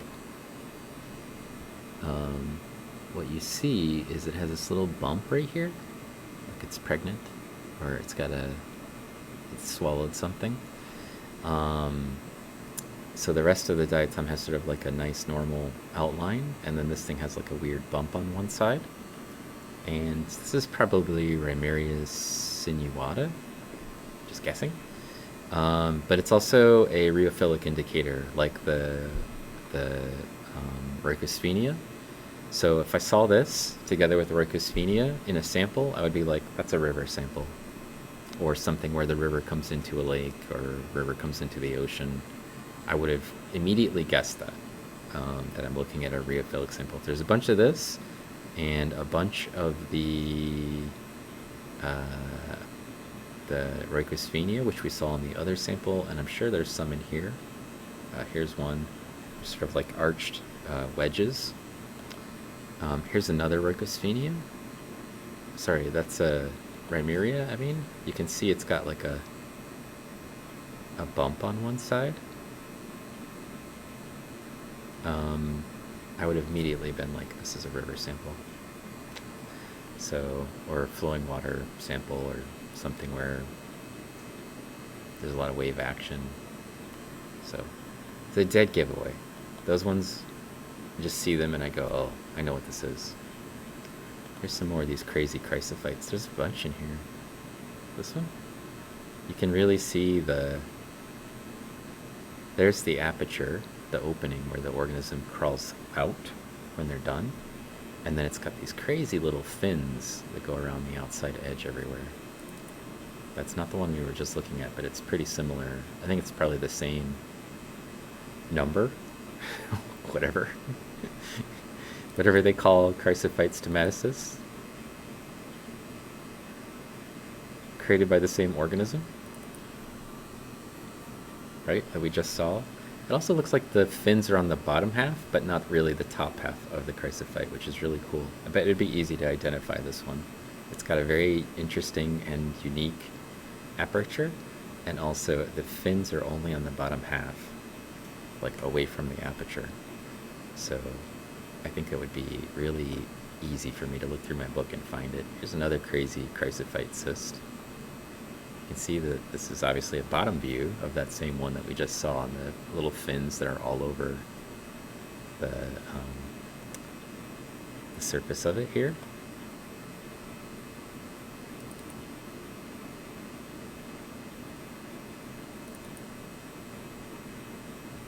It looks like somebody scribbled on it.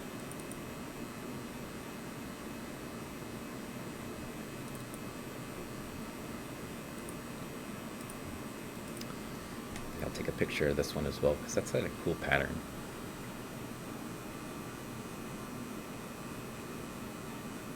It's like a fancy cake decoration or something.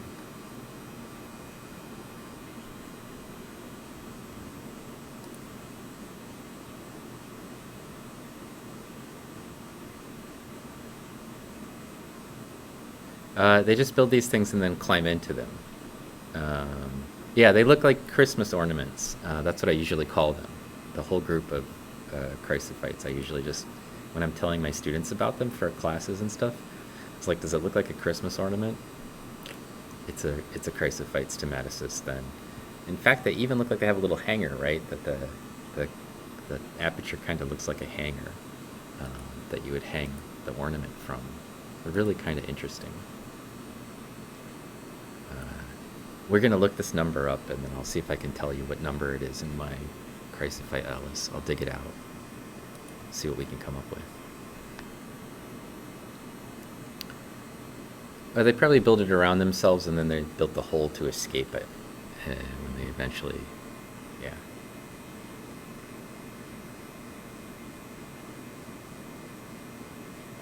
Like a sort of like a shell around themselves.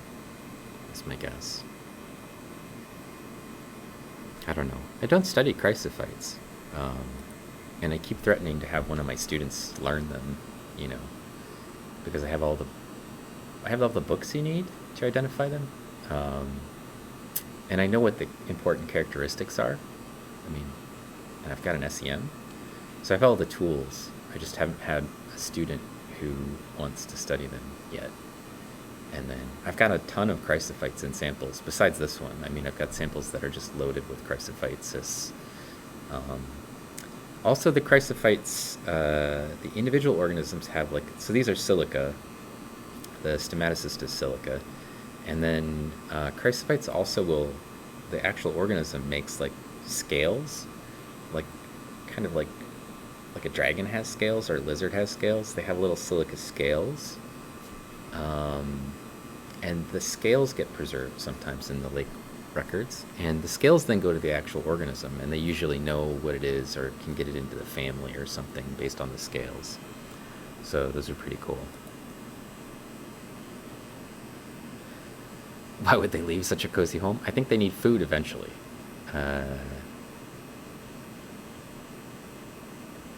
Yeah. So you were in Pacific Stream last night. We were talking a little bit about diatoms, but diatoms and chrysophytes make siliceous skeletons. So like sponges also will make a siliceous. Well, they don't make skeletons, but they make this like internal structure called spicules, and then all kinds of different kinds of spicules that are created that are part of their internal structure that are silica. And I gather you're a geologist or know something about geology, and there are also things like phytoliths, silica flagellates, which are marine organisms they're fauna, not flora. And what else makes silica skeletons?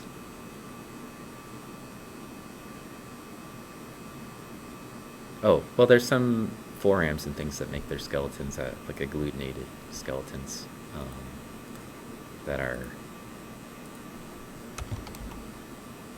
glued together, bits of silica, but they're not generated by the organism. They're just collected by the organism. Also, while we're looking at cool chrysophyte cysts, there's the actual aperture. So we're just going to make this a chrysophyte stream while we're at it. I told you it was like a little hole. It is a little hole, right? And you could see the organism would live, or not live, but they would hibernate in there, inside this little hole. This is that same one from the other side. So now we got the top and the bottom, and we got sort of a side view of it. So I'm just going to go ahead and take this picture as well. And then I'm almost certain I can put a number on it, which is effectively a name, because we have all the views. So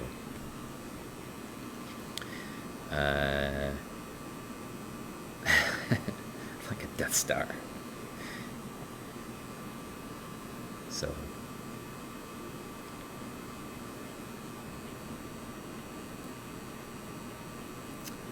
I've been so busy just blabbing about science stuff.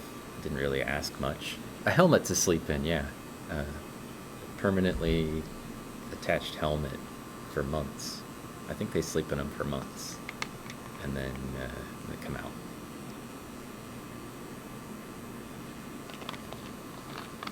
It's so they don't have to, it's like a winter coat.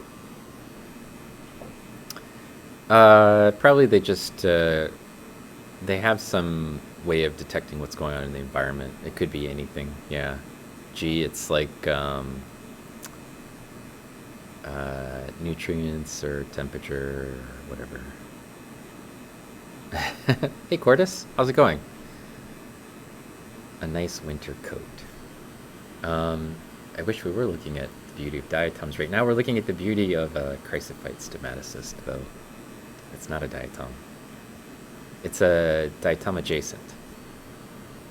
The Chrysophytes are probably the most closely related algae group to diatoms.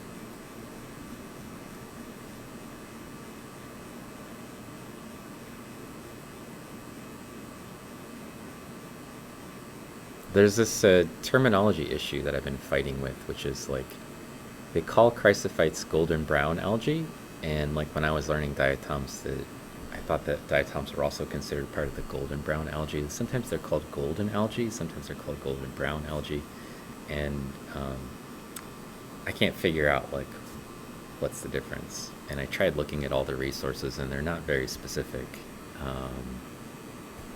You know, sometimes diatoms are called golden brown algae, sometimes they're called golden algae, but the chrysophytes are, I think, always called golden brown algae. So that's a nice view. You can see like straight into the aperture, and the aperture ring is sort of like really, you know, nicely detailed. So it's cool.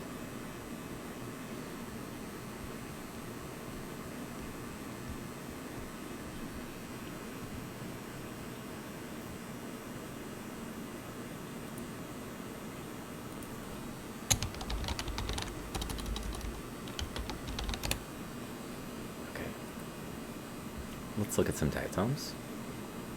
Let's see what we can find.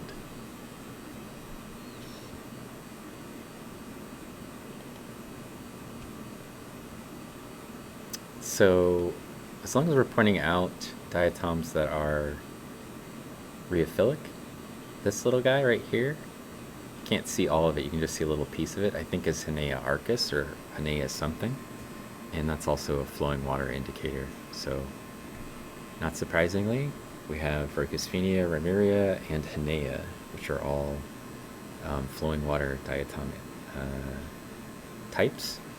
And so the good news is that the sample was collected from flowing water. Well, this was still water, but the environment is still riverine. And here you can really see the lineolate striae, which I mentioned are characteristic diagnostic for Navicular. When you have this bilaterally symmetric axial raphe and lineolate striae, then it's Navicular, almost always. And no other obvious structure on it. But you can see that they're perpendicular to the striae. The stripes are these combinations or rows of them, and they lie in there perpendicular to it. So that's a Navicula. That is Planathidium. That's Cockneese fragment. There's a lot of Cockneese fragments in here. There's some sort of Acnanthidium, some sort of monoraphid diatoms. One of the things that you can see pretty easily in the scanning electron microscope is that the sort of shape, these sort of diatoms that are in girdle view, because you can really see 3 dimensions pretty well. There's a couple of these right here. Here's one, it's this slightly arched shape in girdle view, and then there was another one over here, it's just slightly arched shape in girdle view. And those slightly arched shaped are usually because the raphe is on the part that's arched, that's concave, and they use that to attach to some rounded surface, right? Slightly rounded surface. So the other side of those is usually doesn't have a raphe at all. They're usually araphid diatoms or monoraphid diatoms, and they have the araphid valve is the side that's not attached to anything. So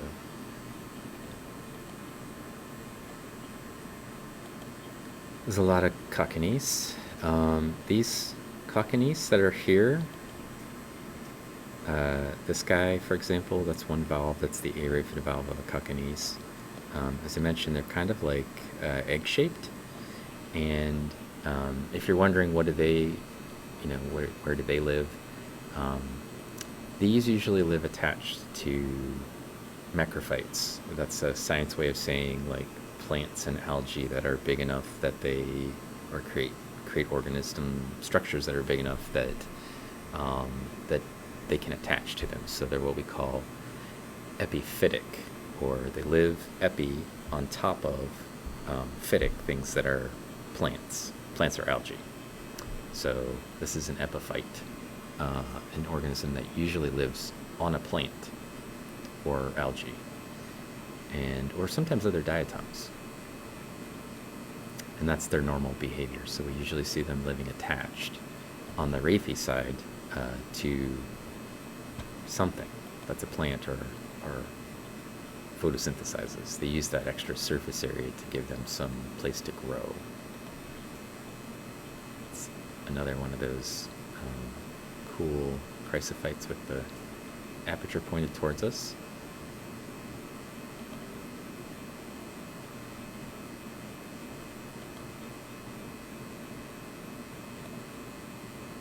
Just roaming around a little bit more before I jump over. We have one more sample. So Hannah and Joe, when they went out to collect the samples, they collected from Judd Creek, which is where these samples are from, and they collected something from the rapids or the fast-moving water, and then this sample was from the slower-moving water. It's another cockanies. You can see this is the raphid valve of the cockanies. I'm going to rotate it like maybe 30 degrees.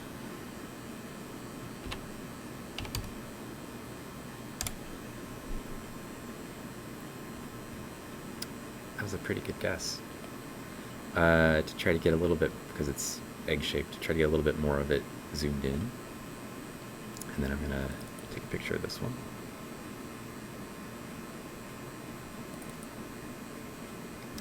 Also, you can see that the little holes in these ones, the areolae, have cover that covers over almost the entire pore. Refer to those as occlusions or whatever. They're making these sort of little polka dots that are on here. And also, this diatom has a fracture in it. It's cracked. Probably when they were scrubbing it with the toothbrush, you know, they probably, that action probably broke up some of the diatoms. Most of them it didn't, but some of them probably did get a little, like, cracked in that process.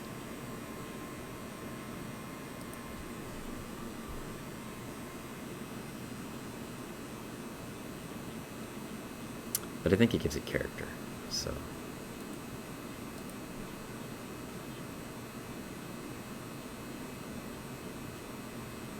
Also, I think that's a nice, stunning view of that cockanies valve.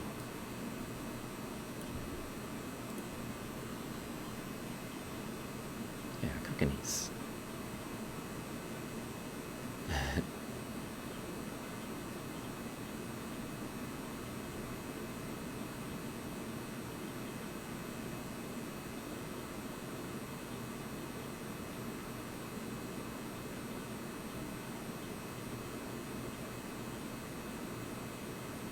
Let's see. So Joseph asked, to go back to earlier in the stream, we were talking about diatoms reproducing. Is that observable in the light microscope? Yes. So I don't look at a lot of live diatom stuff on stream, although sometimes I do. But you can see some of the larger marine diatoms that Pacific plankton streams, and sometimes you'll see both valves, like of the diatom separating and a new valve forming in, and the diatom hasn't split apart yet. So you probably aren't going to witness it actually like split and pop apart, but you can see it in that stage where it hasn't quite broken apart yet and it's still dividing. They do make a specialized type of microscope slides. These really clever, I think they were Japanese engineers, built microscope slides that have like a chamber in them, and then they could pump some nutrient-rich fluid in and pump some waste fluid out, and it had little screens over the part where the tubes were connected, and they would so they would pump nutrients in, and then you have the bright light from the microscope already, and they would watch the diatoms grow and replicate. And I know there's at least one website that shows that whole process where they recorded it. So it's possible, but it requires special equipment. to actually observe. Yeah. Anyway, thanks, Cordis. It's Pacific Plankton. I have the most soothing and relaxing microscopy channels on Twitch. I don't disagree with that, although I feel like OpenSet's got a pretty smooth and relaxing voice. And, he has like cool visual effects that he puts over top of stuff. And I also think that Dell has a great radio voice. So I just want to give some props to my fellow microscopists. I feel like we all have pretty good sound in our streams. So that's why you never brush your teeth.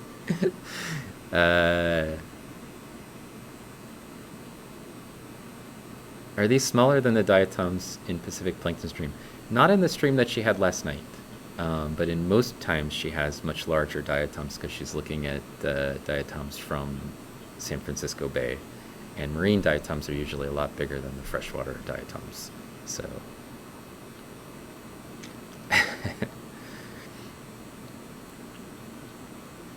yeah, they did some sort of real-time streaming. It's pretty cool. Yeah, you should really check out the whole squad there. And Jelkson doesn't talk very much, and Nid doesn't stream very much diatom stuff, but and also doesn't talk very much in his streams. But he was here earlier. Let's see. Tiny World I haven't seen on in a long time. Protozoa Princess usually streams art stuff, but she's like early in the morning for us, like way before I get up typically. District 10 is still getting his microscope stuff set up, I think. But that's a good set of streamers right there. All good to check out. Hey Marmot, how's it going? Yeah, so this is a Cuccanese. I can just go ahead and say it's Cuccanese lineata. Cuccanese lineata. Feel pretty confident in my identification of that one, but okay.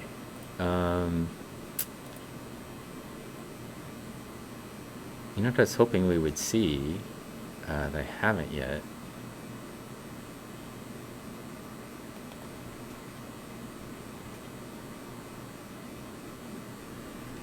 I thought I saw some Pleurocyra. And I thought it would be funny, because we did see some Amphora, and in Hannah's songs that she sings about my stream, let's see, we get Cirrella, Amphora, and Pleurocyra. And we have seen Amphora. I didn't actually stop to look closely at the little Amphora that we saw. But I think it was an Ariensis or Pediculus, one of those two. Let's see if I can find another one of those. And I haven't actually seen any Cirrella in this sample. So maybe in the Puget Sound one we'll find some of those guys. But Pleurocyra is commonly found in river settings as well. So it's not impossible that we would find a Pleurocyra here.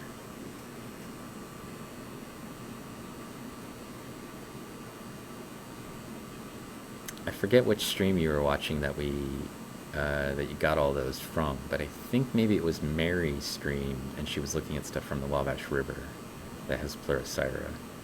So again, a river setting. Those are pretty big diatoms, so I thought if I just scan around at very low resolution, I'll be able to find some, but maybe not. There is I think that's an Epithemia.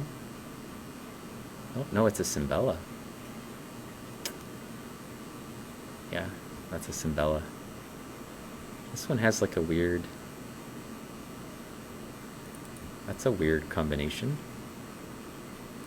It's proximal raphes. One of them is dilated, and the other one is hooked. It's like winking at us. And there's a stigma. pretty cool.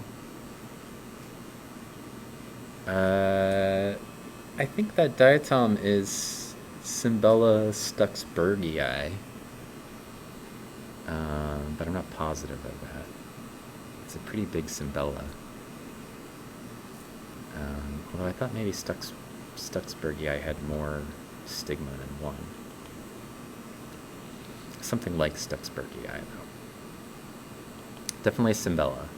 So symbol shape, Cymbella, like the word symbol, like a hi-hat symbol. That's a pinnularia. It's also broken. You guys in your toothbrushes scrubbing really hard. Cymbella have apical porefields on both ends. They have a sort of a banana shape, what we call dorsiventral shape. In other words, there's a very clear sort of hump on one side, and the other side is usually kind of got a matching concave, so it's like convex and concave sides in the side view of the valve. And then apical porefields on both ends, and the raphe, proximal raphe ends deflect towards the dorsal side. Those are the characteristics.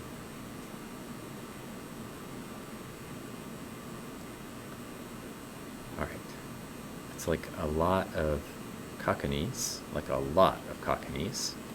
and then just a few larger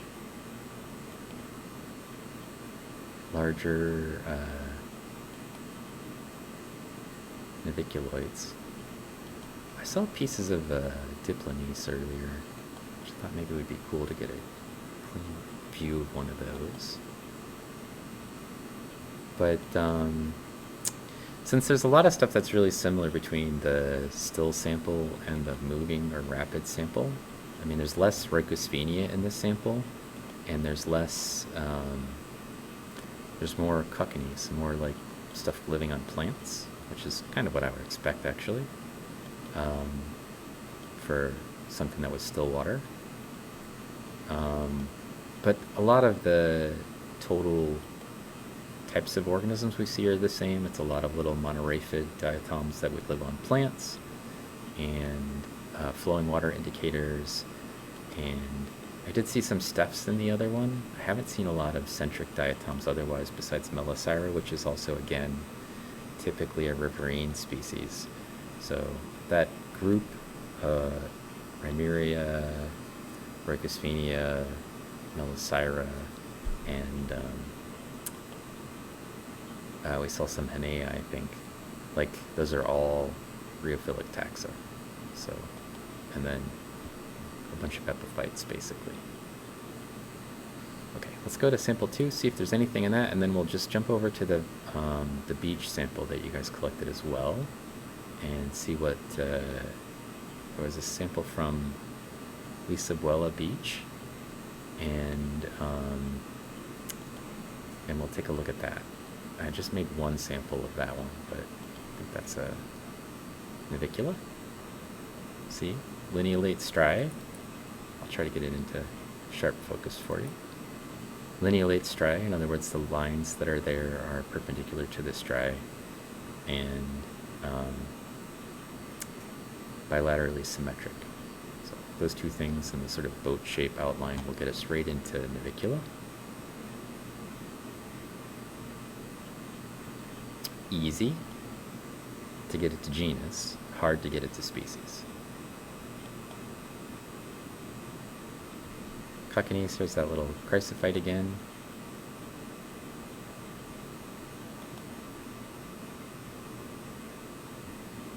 This is a Ulnaria, and I think actually this is a diatom that we saw on Pacific Plankton Stream last night. Although I think she had Ulnaria capitata, and I think this is actually Ulnaria ulna, so different species, but we saw some Ulnaria on her stream. This is the internal view of an Ulnaria. It's broken. Let's see see the rest of it's all broken here. The rest of it should look like that other part.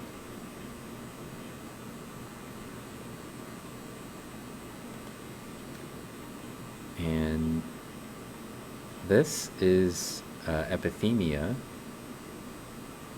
and I believe that's Epithemia giba, which we also saw in Pacific Plankton Stream last night. But it's just a piece of it. It's just a fragment of Epithemia giba. What used to be Rhopalodia giba back in the day. So sometimes when I do that, I move too fast. There's a piece of silica right here that has a unique shape. See how it has this, like, I don't know, caterpillar legs on both sides? That's actually a phytolith. That's not a diatom, and it's not a chrysophyte. So it's a piece of silica that formed between the cells of a plant, of a land plant. And in the roots, they take up silica, and then they, when they're taking up the water, there's silica in it, basically. So passively, not intentionally. And then they deposit the silica as a waste product between their cells oftentimes, or sometimes in the cells. And it creates, when the plant dies or is burned or whatever, it creates these little tiny particles that are sometimes diagnostic for things to families. And this is what my postdoc student, not postdoc student, but postdoc, Dr. Chad Yostes actually studies. And we've looked at these before as well on the stream. So another not diatom, but makes a silica component that we commonly find together with diatoms. So if it wasn't something that commonly occurred with diatoms, I probably wouldn't know what it was.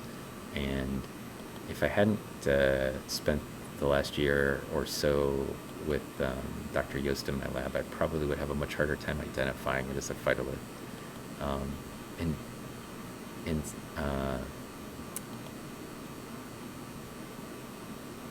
I think this is a plastic fiber.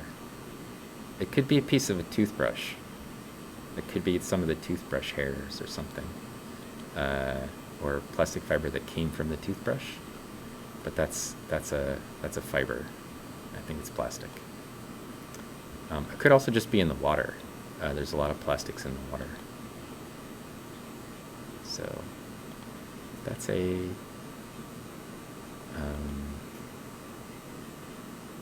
not sure what that is actually. I can't see enough of the inside of it to actually tell what that is, but I think it's a Nitzia. Yeah, I think it's a Nitzia. It's on its back.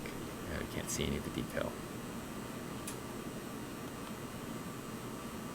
Okay, I'm going to find something here to take a picture of, and then I can kind of hop back into chat. Sorry, I get excited looking at samples and then sometimes forget that I'm actually supposed to be reading what people are saying as well.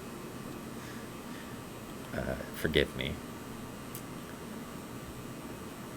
That's a Planathidium, you can see. Hufeisen, right? The little horseshoe structure.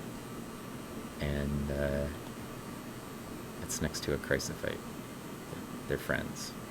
Or potentially frenemies.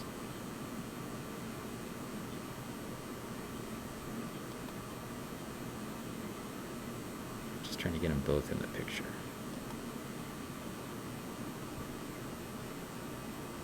And then I'm going to zoom in.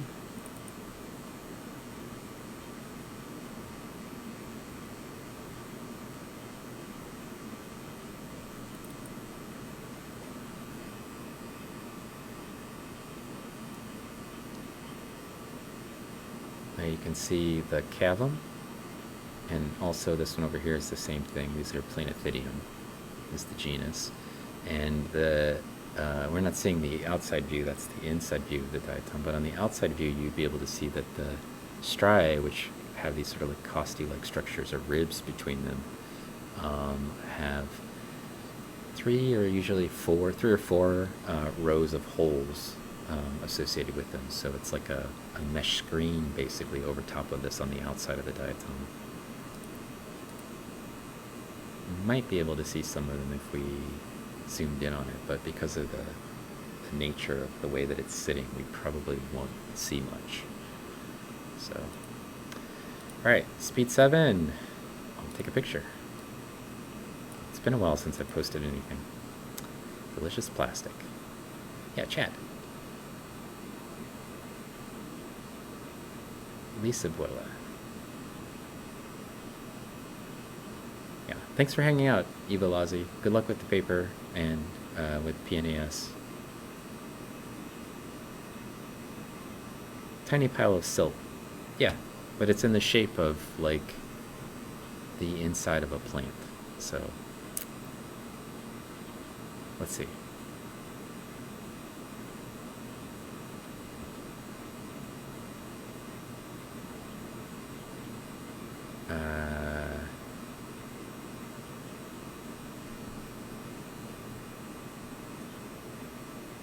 Let's see. You really want to write a new song with all these other diatoms. Can't we just add to the old song? I thought that's what you were going to do.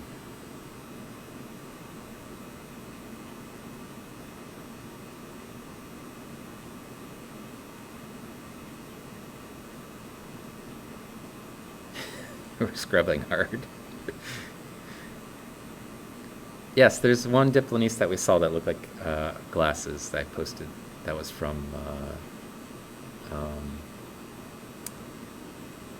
White Sands National Park, National Monument. Sorry. Yeah. You did really good. You learning the diatoms, Hannah.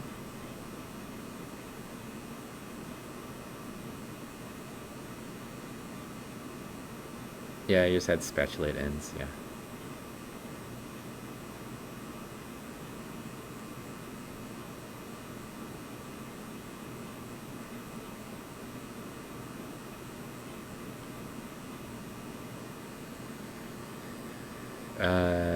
Is their relationship isn't always mutually beneficial? Well, they're fighting for the same resource, which is silica. So it may not be beneficial. They may be competitive, but, I mean, they don't eat each other. So it's just resource competition, yeah. Usually silica is not a resource they have to fight for, but space is. You know, they live attached to surfaces, many of them, and so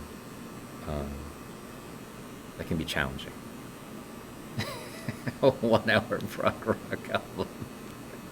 Just a one song that's 45 minutes long, where you just cover all of the diatom genera. That would be amazing. Probably only for the diatomus, but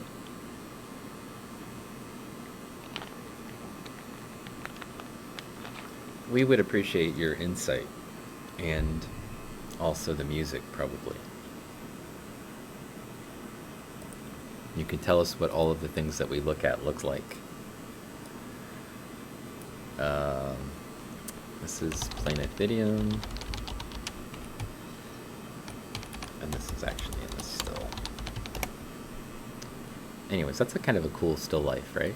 Like literal still life. Little still life image.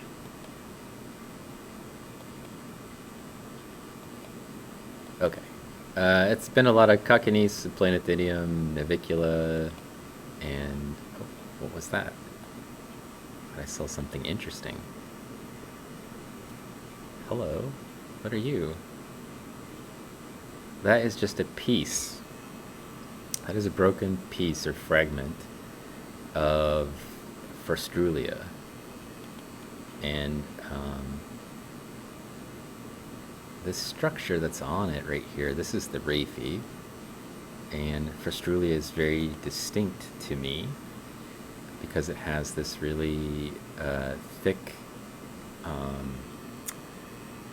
ridge that the raphe is sitting in, and at the valve end it creates this little pencil tip, and the raphe ends in the middle, should just terminate.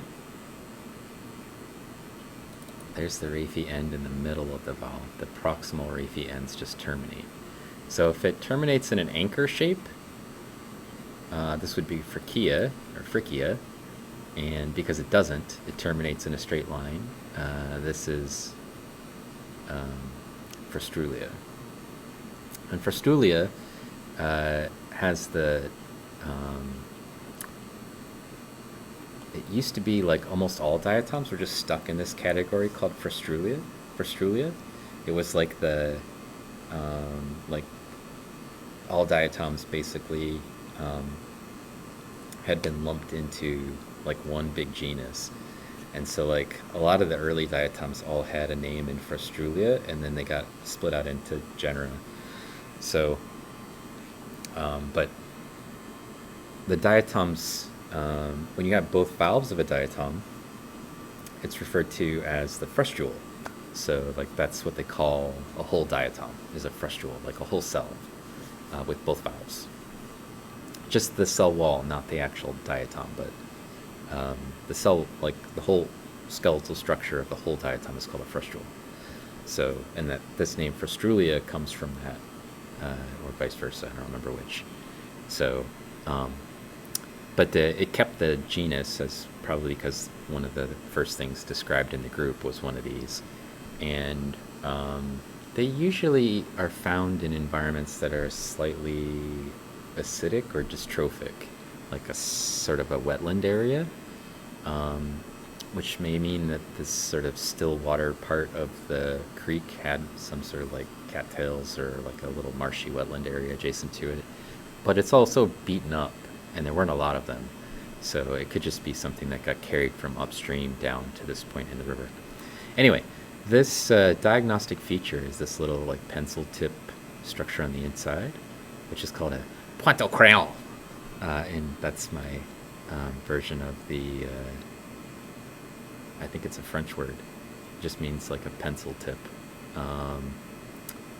The pointe au crayon it's this little structure that you see right here. It's basically a modified helictoglossa. I think that's in the glossary.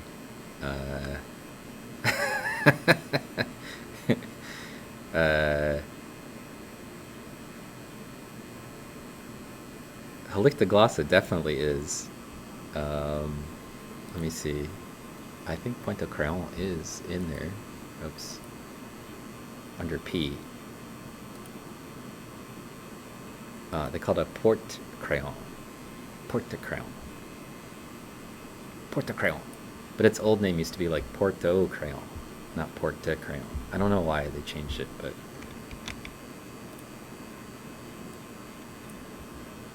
I think if you do this, yeah, I think if you do it with the hyphen, it'll...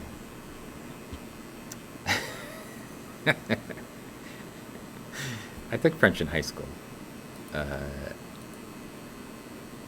Also,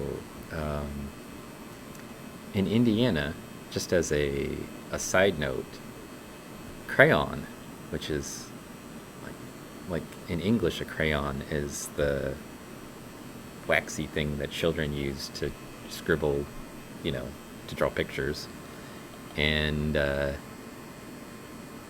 in French, I think it just means pencil, but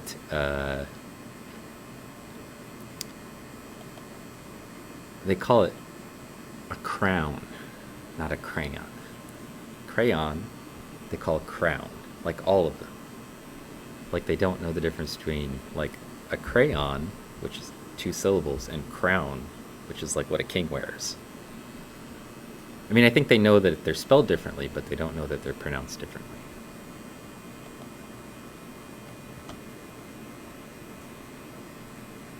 I just live here. This is a Melisira. This is what they look like in girdle view. As I mentioned, they just look like little capsules. This is the sort of capsule shape right here.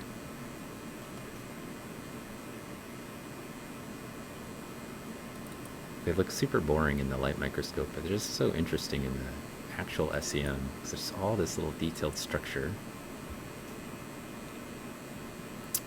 Separated from things like Oligocera, which have a similar shape, by the fact that they don't have spines and they don't have a lot of like distinct rows of areolae on the girdle view that you could see very easily in the light microscope.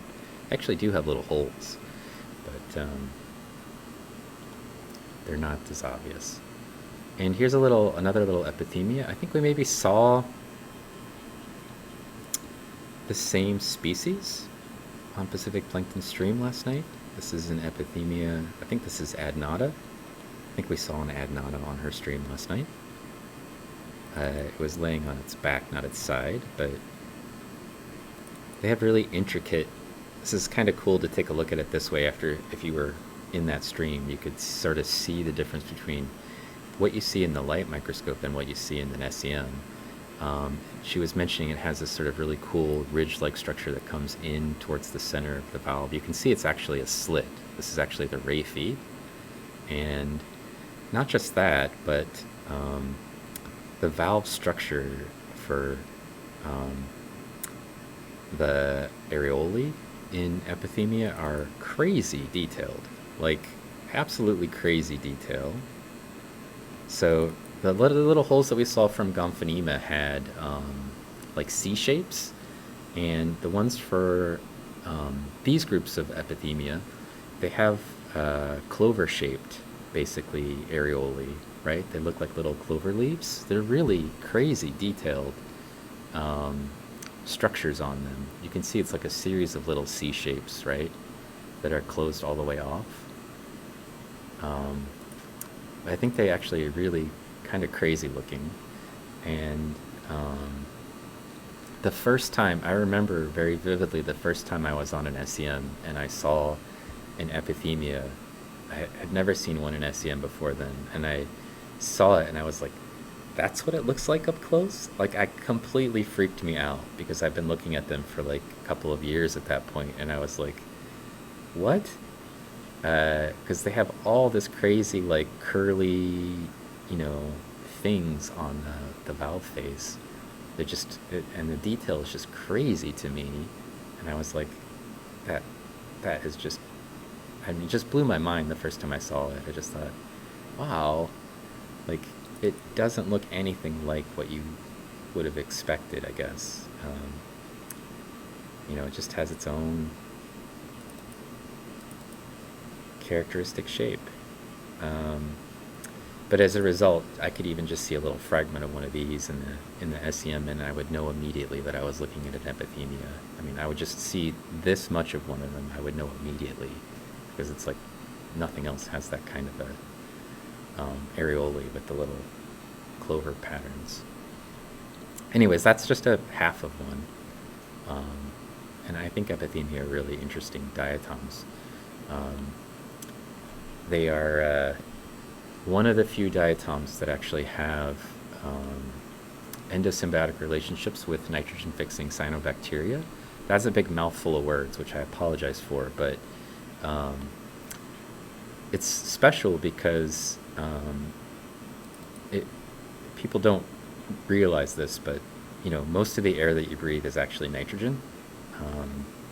Like the gas that we pump into the chamber is 100% nitrogen, but the air itself is like 80% nitrogen. And it's just that it's completely inaccessible to basically everything. So there's just all this nitrogen gas in the air, and biologically it's completely unavailable. Like no organisms can actually access that nitrogen, because in its gas state, it's basically, it's just not something organisms have figured out how to take in as a nutrient. But plants need nitrogen, like desperately. And that's why farmers put nitrogen on their crops. And if you think, oh, that's weird, they put a bunch of like phosphorus and nitrogen on their crops, but nitrogen's everywhere. It's because the plants can't actually use nitrogen gas. None of them. They can't figure out how to use it. But they need nitrogen. They just need it in a different state. They need it as a nitrate, which means it's an oxidized nitrogen. So it's like, rather than just being N2, it's got to have an oxygen associated with it, or they just can't use it. Like they can't access it. And so what's really interesting about those diatoms, though, is that they have I don't know if you'd call it it's a relationship. It's a symbiotic relationship, but what happens is the the cyanobacteria get incorporated into the diatom skeleton, like inside the diatom, like internally, they incorporate some of the cyanobacteria, and then the cyanobacteria, the nitrogen fixers, are the only ones on Earth that have figured out how to turn nitrogen gas into something that they can actually access in the form of a nitrite or a nitrate. And so what's cool about that is it means that the diatoms come with the ability to get access to that nitrogen, and because they've got internalized this organism that's generating nitrogen for them from gas, and they're in turn giving it a home, like a place to live inside the diatom's frustule. And together, it works out for the diatoms pretty well, because they can live in places that are either very low nutrients and no nitrogen, or where there's very high nutrients and the nitrogen has been consumed because there's an excess amount of phosphorus, and most organisms need some sort of like ratio of nitrogen to phosphorus. And so if there's a little bit more phosphorus available than normal, what happens is they'll use up all the nitrogen, right? Because they use them in a proportion. And so that proportion drives the nitrogen to be consumed, to the point where there's basically a bunch of phosphorus left, but there's no nitrogen left. And then the nitrogen fixers will come in and take over an environment.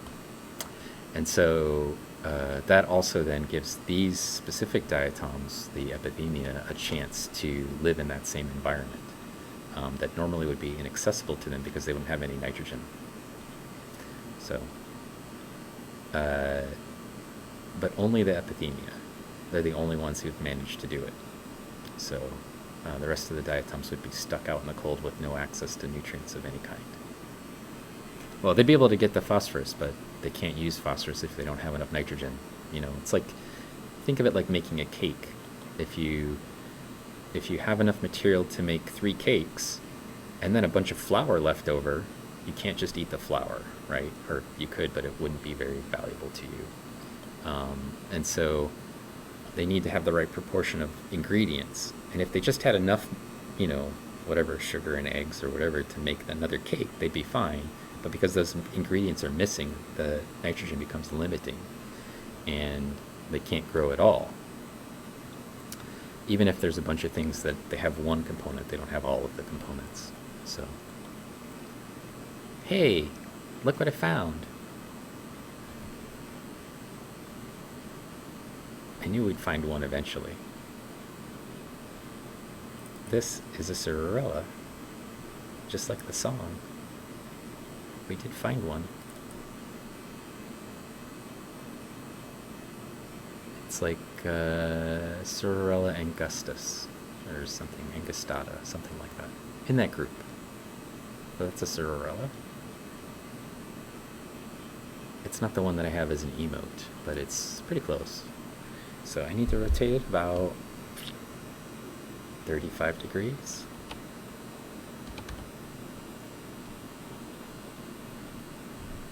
Ooh. I feel like I'm out of practice at a lot of things, but I'm still pretty good at that.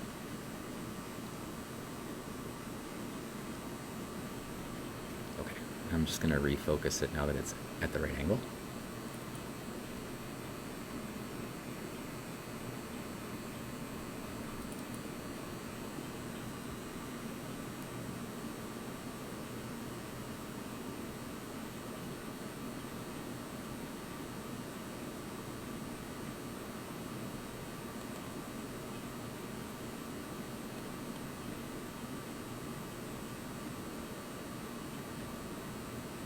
Good.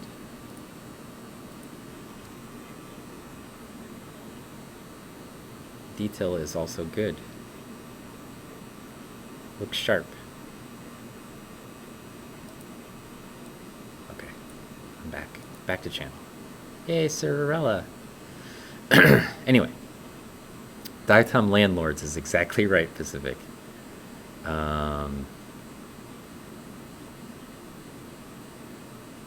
Oh, it's like inspecting a tweed jacket and realizing the intricacies. Yeah, it's a lot like that. Let's see. Scrolling back up, I'm so far behind. In French is a pencil, yeah.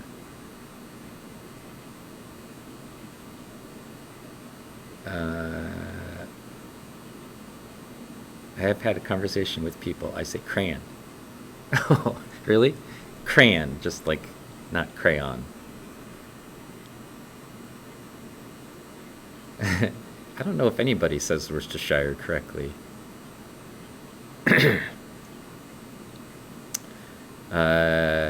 My box full of crayons are faulty. They're the same flavor, and the paper wrapping gets stuck in. Oh.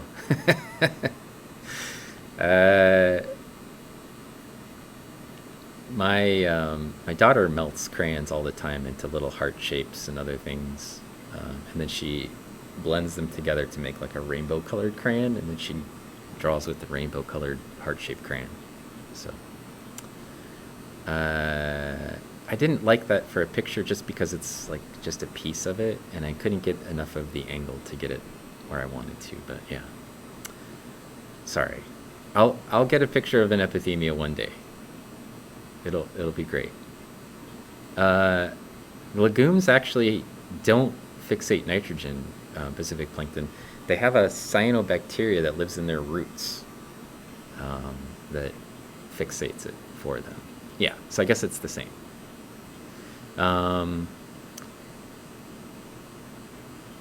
Yes, the plants that eat bugs do it because there's no nutrients in the soil that they live in. So most of the time, the types of plants that you're talking about, like Venus flytraps and stuff, they live in a special type of bog where their roots don't actually get to the soil. It's like a peat bog. It's called it starts with an O. I don't remember the name of it off the top of my head.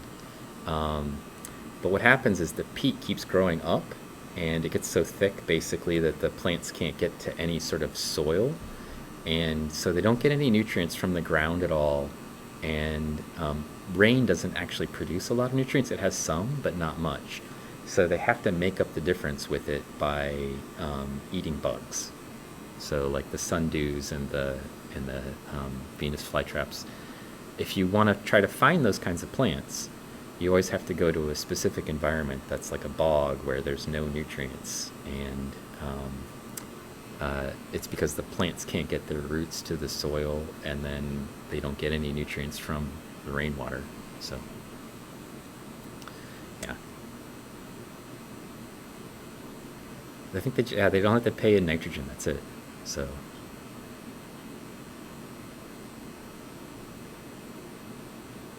I think they get shared when they go through the sexual reproduction phase. I think they just get new homes, and then they fill up the space in the new home. So.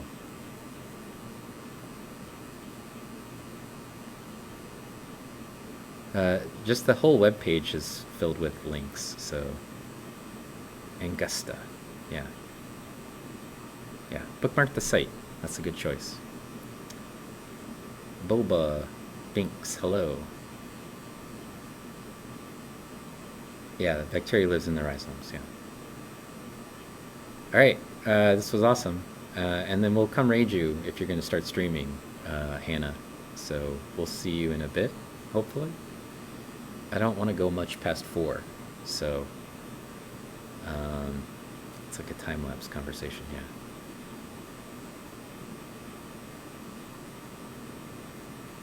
Okay, you got it going in the background on a phone? That's fine. The bog of eternal stench smells bad. Yeah.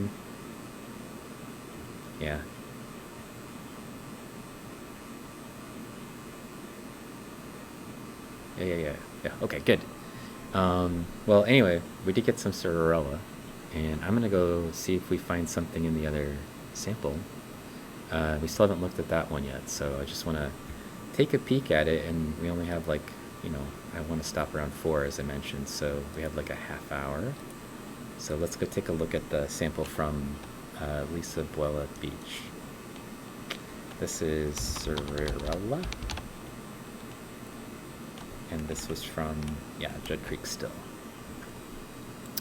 Very cool that we found one from the song. We found two from the song. Now we just need to find a Pleurocyra, and then we'd be all set. I think we instead got Melicyras and Cockneys. I haven't seen any Pleurocyras, or at least not that I was convinced were Pleurocyra.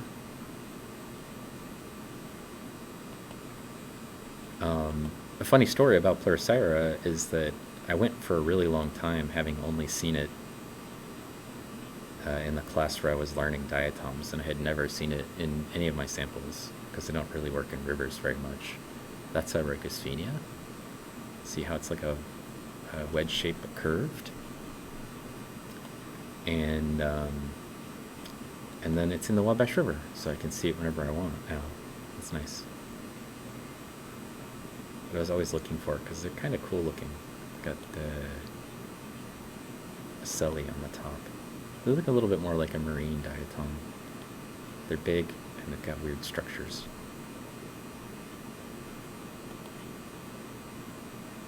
Okay, let's jump over. I think it's this one.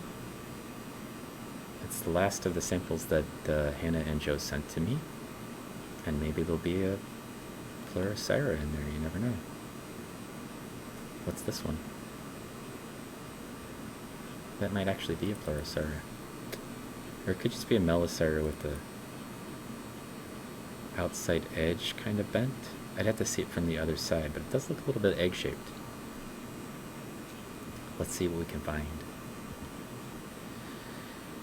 So these samples were collected from a beach in Puget Sound, off Vashon Island, I believe. And so they should have some different things in them. They should have more of a marine influence. We should see some larger diatoms. This is a piece of a marine diatom right here. It's just a fragment of one. It's like a triangle shape. I don't know if the actual diatom's triangle shape, but it looks like it belongs with a Cossinodiscus.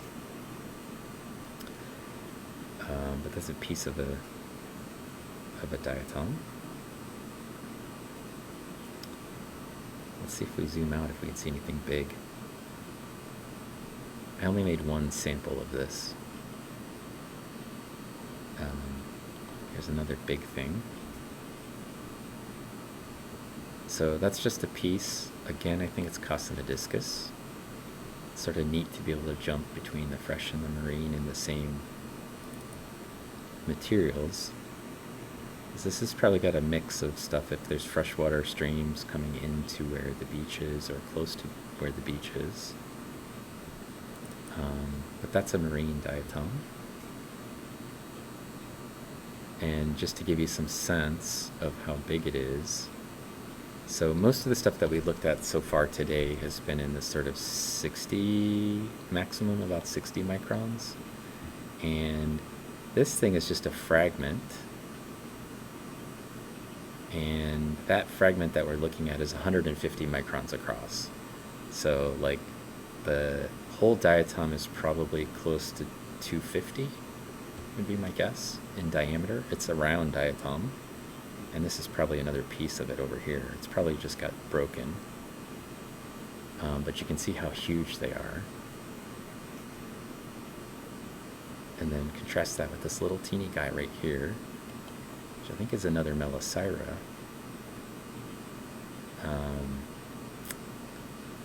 And that's, the whole field of view is, for the whole diatom is close to 15, more like 12 microns. And so that's a single cell. And that's a fragment of a single-celled organism right there. The diatoms are all single-celled. So just for comparison, it's a huge size range difference between fresh and marine, but also just marine and marine sometimes. Ooh, that's cool. Very cool. That's a Melicyra. This is a marine Melicyra, not a freshwater one. And that structure right there around the outside is Oh, it's got a special name. Carina portula or something like that? I never see these because I don't work in the marine realm. But,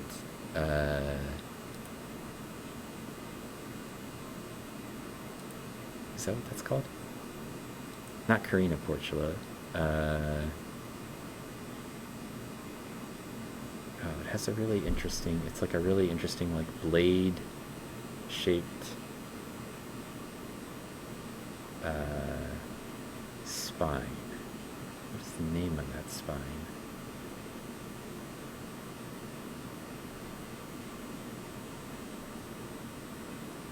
I need to look it up, maybe.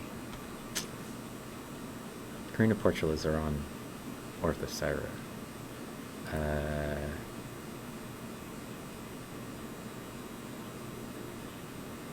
it's like...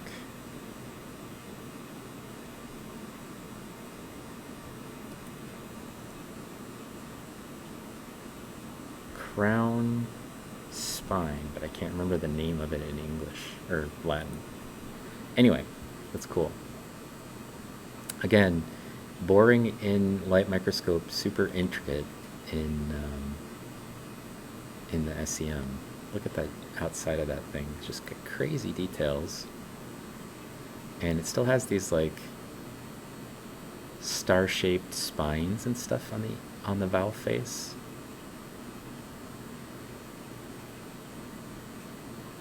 It's very cool. It's probably Melicera pneumaloides or something like that. I don't remember what the name of that thing is. Oh, maybe it's just called a carina. That's what I was thinking. I think it's just called a carina. It's like a special crown-shaped spine. Well, I don't know what, it's like a ridge more than a spine, but they treat it like a spine. It's called a carina. Yeah. Very cool.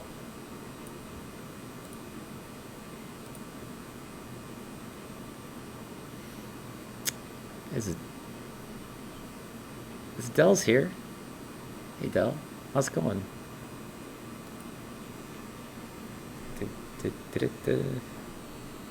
We're looking at diatoms from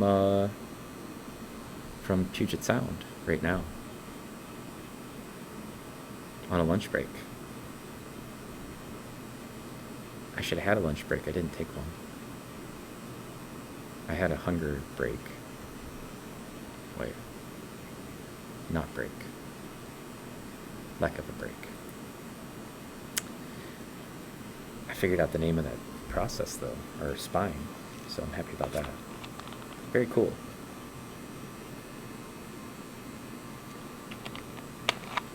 Again, something I've only seen in books. I've never seen one like a real carina on a Melicera before. That's why I'm so excited. It seems like, oh, he's excited about some like stupid ridge. Why? Because I've never seen one before. But I teach a class where we point out that feature sometimes, and that's why I can't remember it very well. But there it is. So Melicera always have these sort of like star-shaped spine and processes. These little star-shaped spine and processes on the valve face. And Pleurocyra also have that structure with this sort of star-shaped spines. But it's not a Pleurocyra, that's definitely a Melicera. There's no ocelli on it.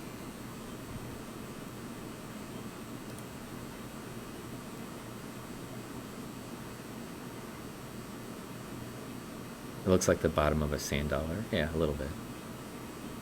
Carina, a flat collar-like structure. Yeah. I think carina just means like corona. It's like a crown.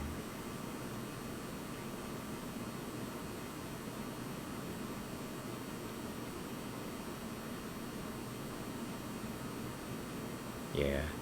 It's a cool, it's just a cool pattern. This one's actually a little dissolved. So the valve face is a little dissolved. You can see the ultrastructure here a little bit underneath the underlying sort of framework that the silica was built upon for the valve face in a completely undissolved diatom. I think that would be solid silica, and you just see these little like nubs, spine-shaped nubs. Allosyra with a carina. I'm gonna have some new things I can add to my diatom taxonomy class lectures, so that's cool. Also, there's this giant marine diatom here. I think that's also based on how thick the cell wall is, it's probably also Melosyra.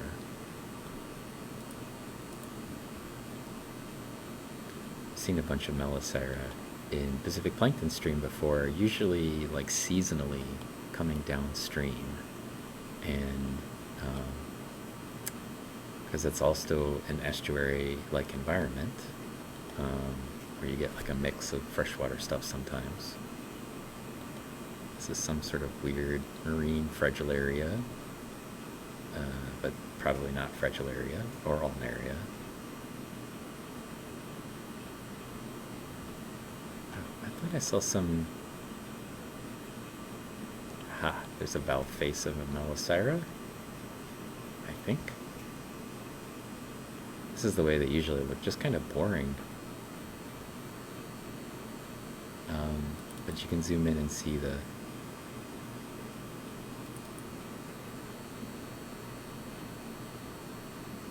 some of the ultrastructure here as well.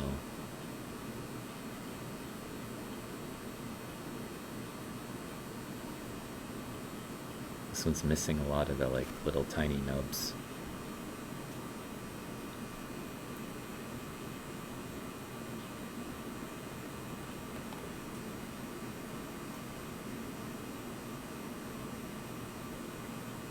That's a marine diatom. I think maybe it's a Cockanice, but I'm not positive. Some of the genera also occur both in fresh and marine, and so I'm not familiar with a lot of the marine Cockanice. Just they look weird to me because I've never seen them before, or rarely see them. Or I see them sometimes when Pacific sends me stuff. But I think it was a Cockanice.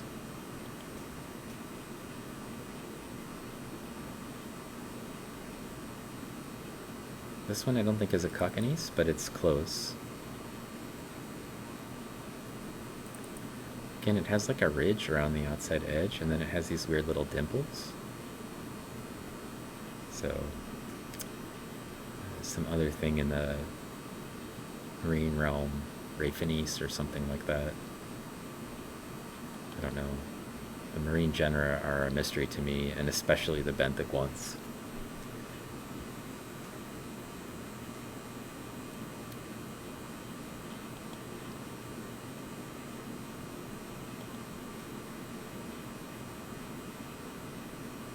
Yeah, I'm not sure what that is either. Probably Thalassiothrix or something like that.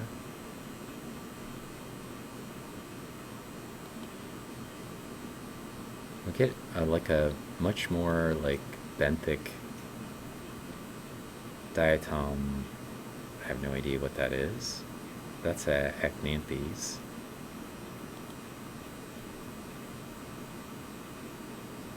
I have no idea what that is. This is the challenge of looking at stuff that's like marine and I've never seen it before. It's just like can't even get it into the genus. So looks cool. And also I feel like I'm gonna probably want to explore this sample a little bit. Taking pictures of some of these weird things. Just because I don't have many pictures of like benthic marine beasties.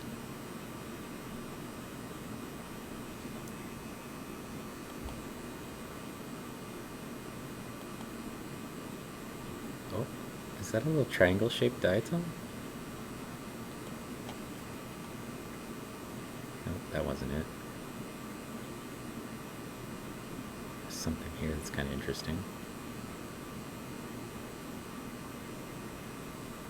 But I saw a Triceradium or something like it.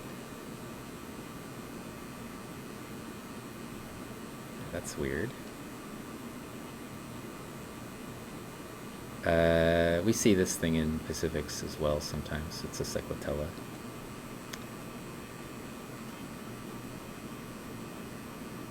It's like this salty estuarian Cyclotella.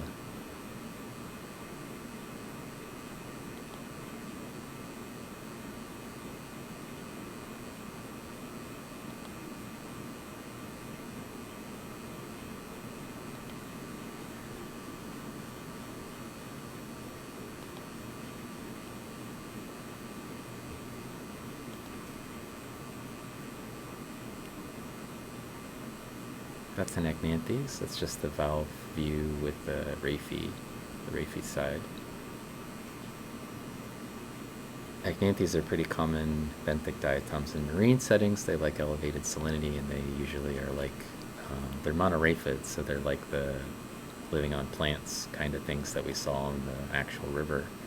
But one of the things that's kind of cool about this is you can see that the diatoms that we're seeing just in this beach area that they collected a sample from are very, very, very different than what we saw in the river, such that I can't even get most of them into the genus they belong in, because they're in the marine realm and I don't see these things. So like if I'm not familiar with them, like I have no idea what most of these things are.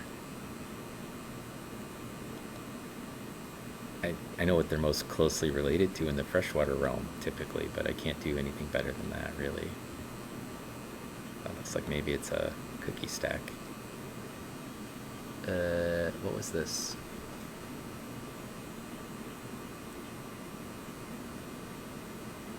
That's a Costinodiscus, I think. This looks like maybe it's a... Yep, Rebekah.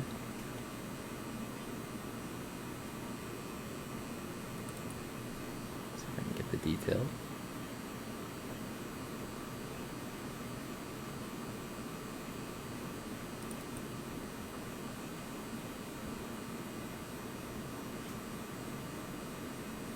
Yep, that's Rebekah of some kind, I think.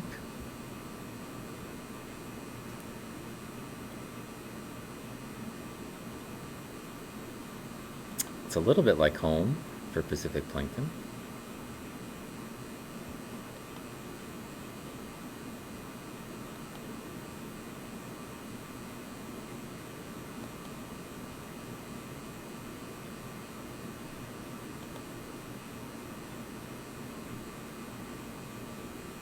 See what this guy is.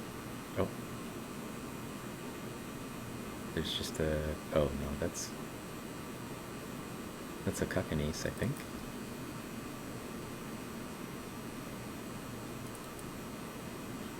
Yeah, it's just got some junk on it.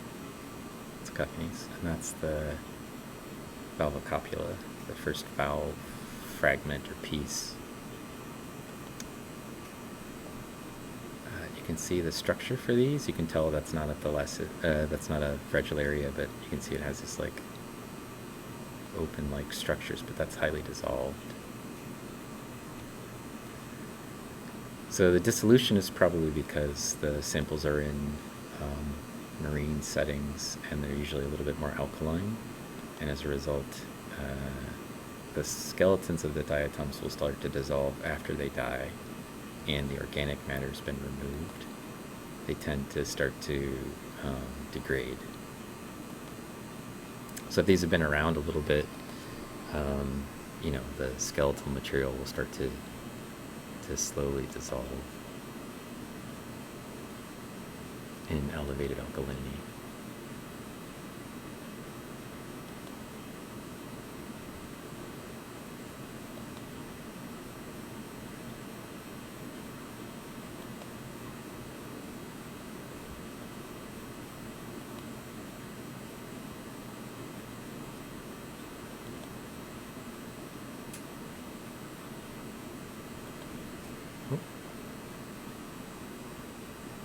There we go.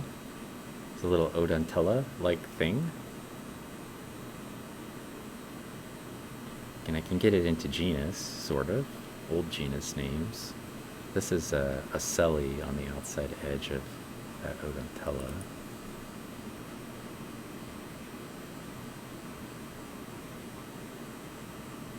And I knew there was going to be like a lot of detail that would show up when I got on it, so that's why I was picking it to focus on. So Acelli are sort of the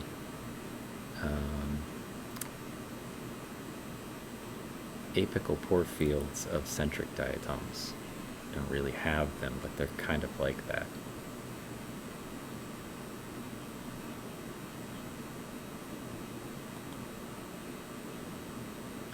So let's just do one outside overview picture here, and then I'll zoom in on that, some of those areolae.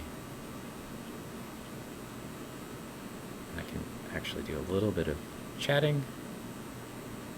And we'll take a nice high resolution picture in here.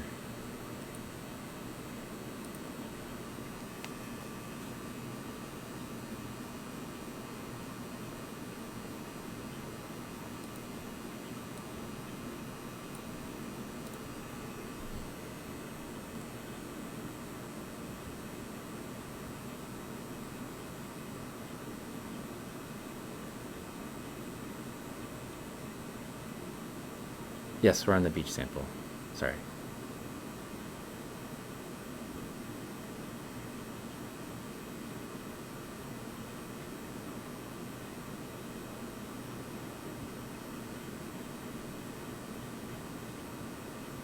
Oh, yeah. Isthmia is sort of like, well, once it's a lot bigger, but it has,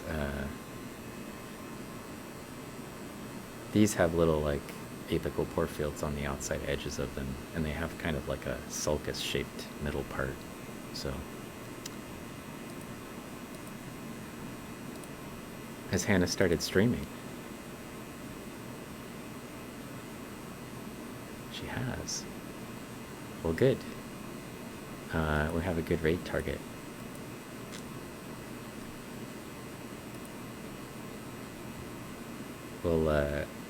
We'll go there as soon as we take one nice picture.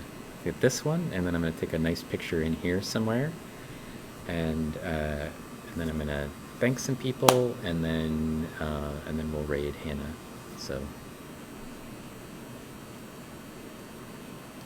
going to say thanks to, while we're waiting for these pictures, for Joe and Hannah for collecting the samples for us and sending them to me. These are a lot of fun, and you know, of course, it's nice to be able to look at things in the stream to showcase some different diatoms than the ones that we usually see. And it's been a while since oh, we're getting raided by Those Eyes. Hello, Those Eyes. Thank you for the raid. We are looking at some diatom samples in a scanning electron microscope, and I'm currently taking a picture on the scanning electron microscope right now. I'm a scientist. I work at Indiana State University. You're here for the diatoms. Well, you'll find some. We're going to take a couple more pictures, and then we're going to go raid my friend Hannah Rebekah, who sent me these samples along with her partner Joe. And so he came in right at sort of the end of my stream. I didn't want to go much past 4, but it's fun to have a little bit of citizen science stuff. So they went out and collected these samples for me, intentionally send them to me, which was pretty cool. And then so that we could look at them, we looked at the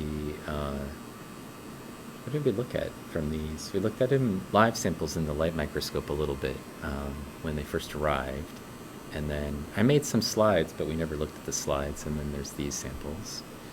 And so these are from Vashon Island. And this sample is actually from Lisa Buella Beach. And so this has got a marine component to it because it's in sort of an estuarine environment in Puget Sound.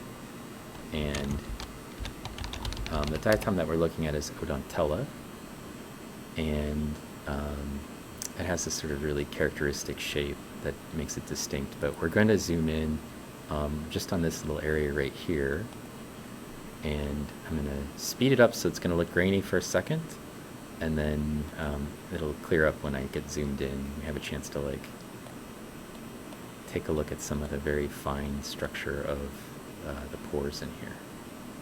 So I'm going to slow it back down, and then I'm going to do a little focusing magic, and then and we're going to zoom in here. I just want to take a look at like what's the structure of the pores look like. You can see these are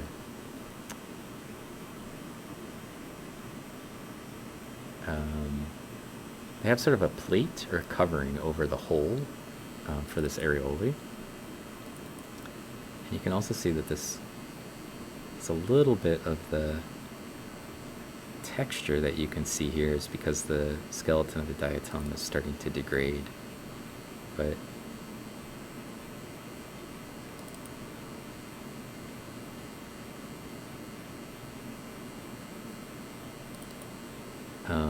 I'm going to slow down the beam so we can actually see some of the detail here.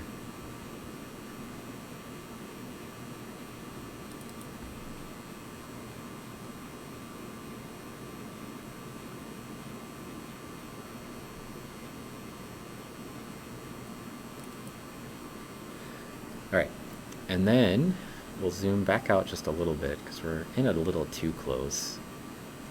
So if you've never seen a scanning electron microscope or haven't spent much time around a live scanning electron microscope lab, I'm assuming most of you haven't. This is my lab. I'm a full professor here at Indiana State University, and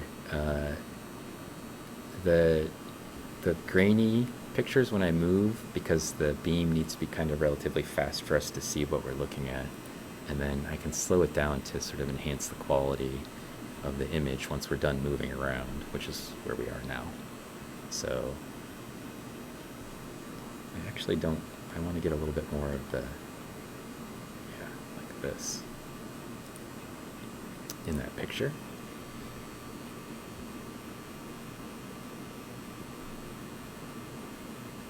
And then just kind of check the composition a little bit. You can see it's in here, the silica is starting to kind of break down a little bit. So for people who aren't familiar with it, we're looking at, so that's 1 micron. And you're probably familiar with a millimeter as being the smallest measurement on a typical ruler, like, you know, just the tiny tick marks on the metric side of a ruler. And the smallest tick on there is 1 millimeter, and 1 micron is 1/1000th of a millimeter. So you need 1,000 microns to make up 1 millimeter. And just to give you a sense of how tiny we are right now in the scanning electron microscope, this image is taken at 46, or is going to be taken at 46,000 times magnification. So you know, doubled, and then think of that like a typical light microscope can get about 1,000 times magnification. So like if you took the power of a microscope and multiplied it times 46 times at the maximum resolution, that's what we're looking at. So very, very small, just pieces of things that are at most dust-sized particles. And we're looking at the structure that they make. This is called an ocelli. This diatom is Odontella. It's a marine diatom. And they use these little ocelli. Somebody thought they looked like eyes, that's why they have that name, to exude a little bit of goo and attach to the neighboring diatoms in a chain, usually. But these ones are dead. So, okay, I'm going to go ahead and take this picture, and then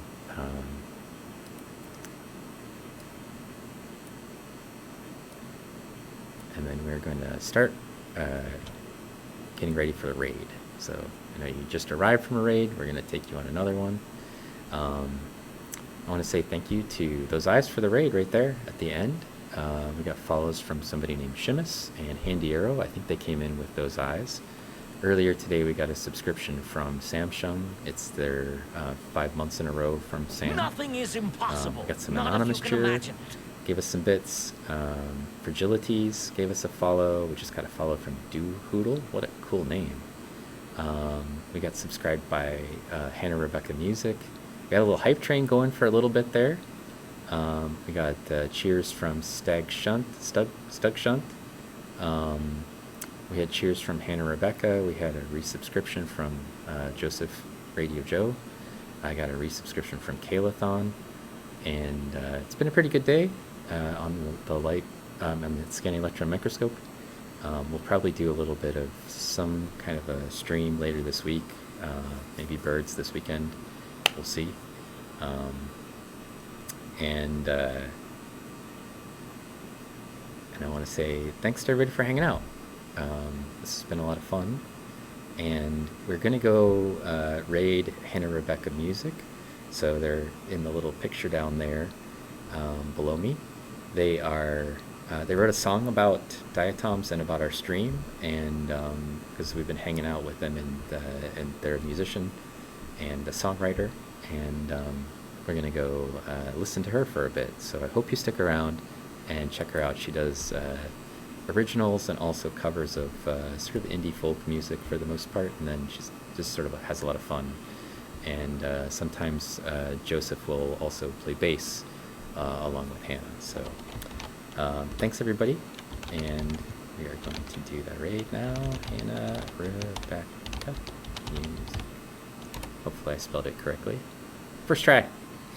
And I don't know, we probably will do another SEM stream next week. I don't know, it's the first week of our semester, so it's questionable about whether I actually have it together enough to do a raid to do a stream on Monday.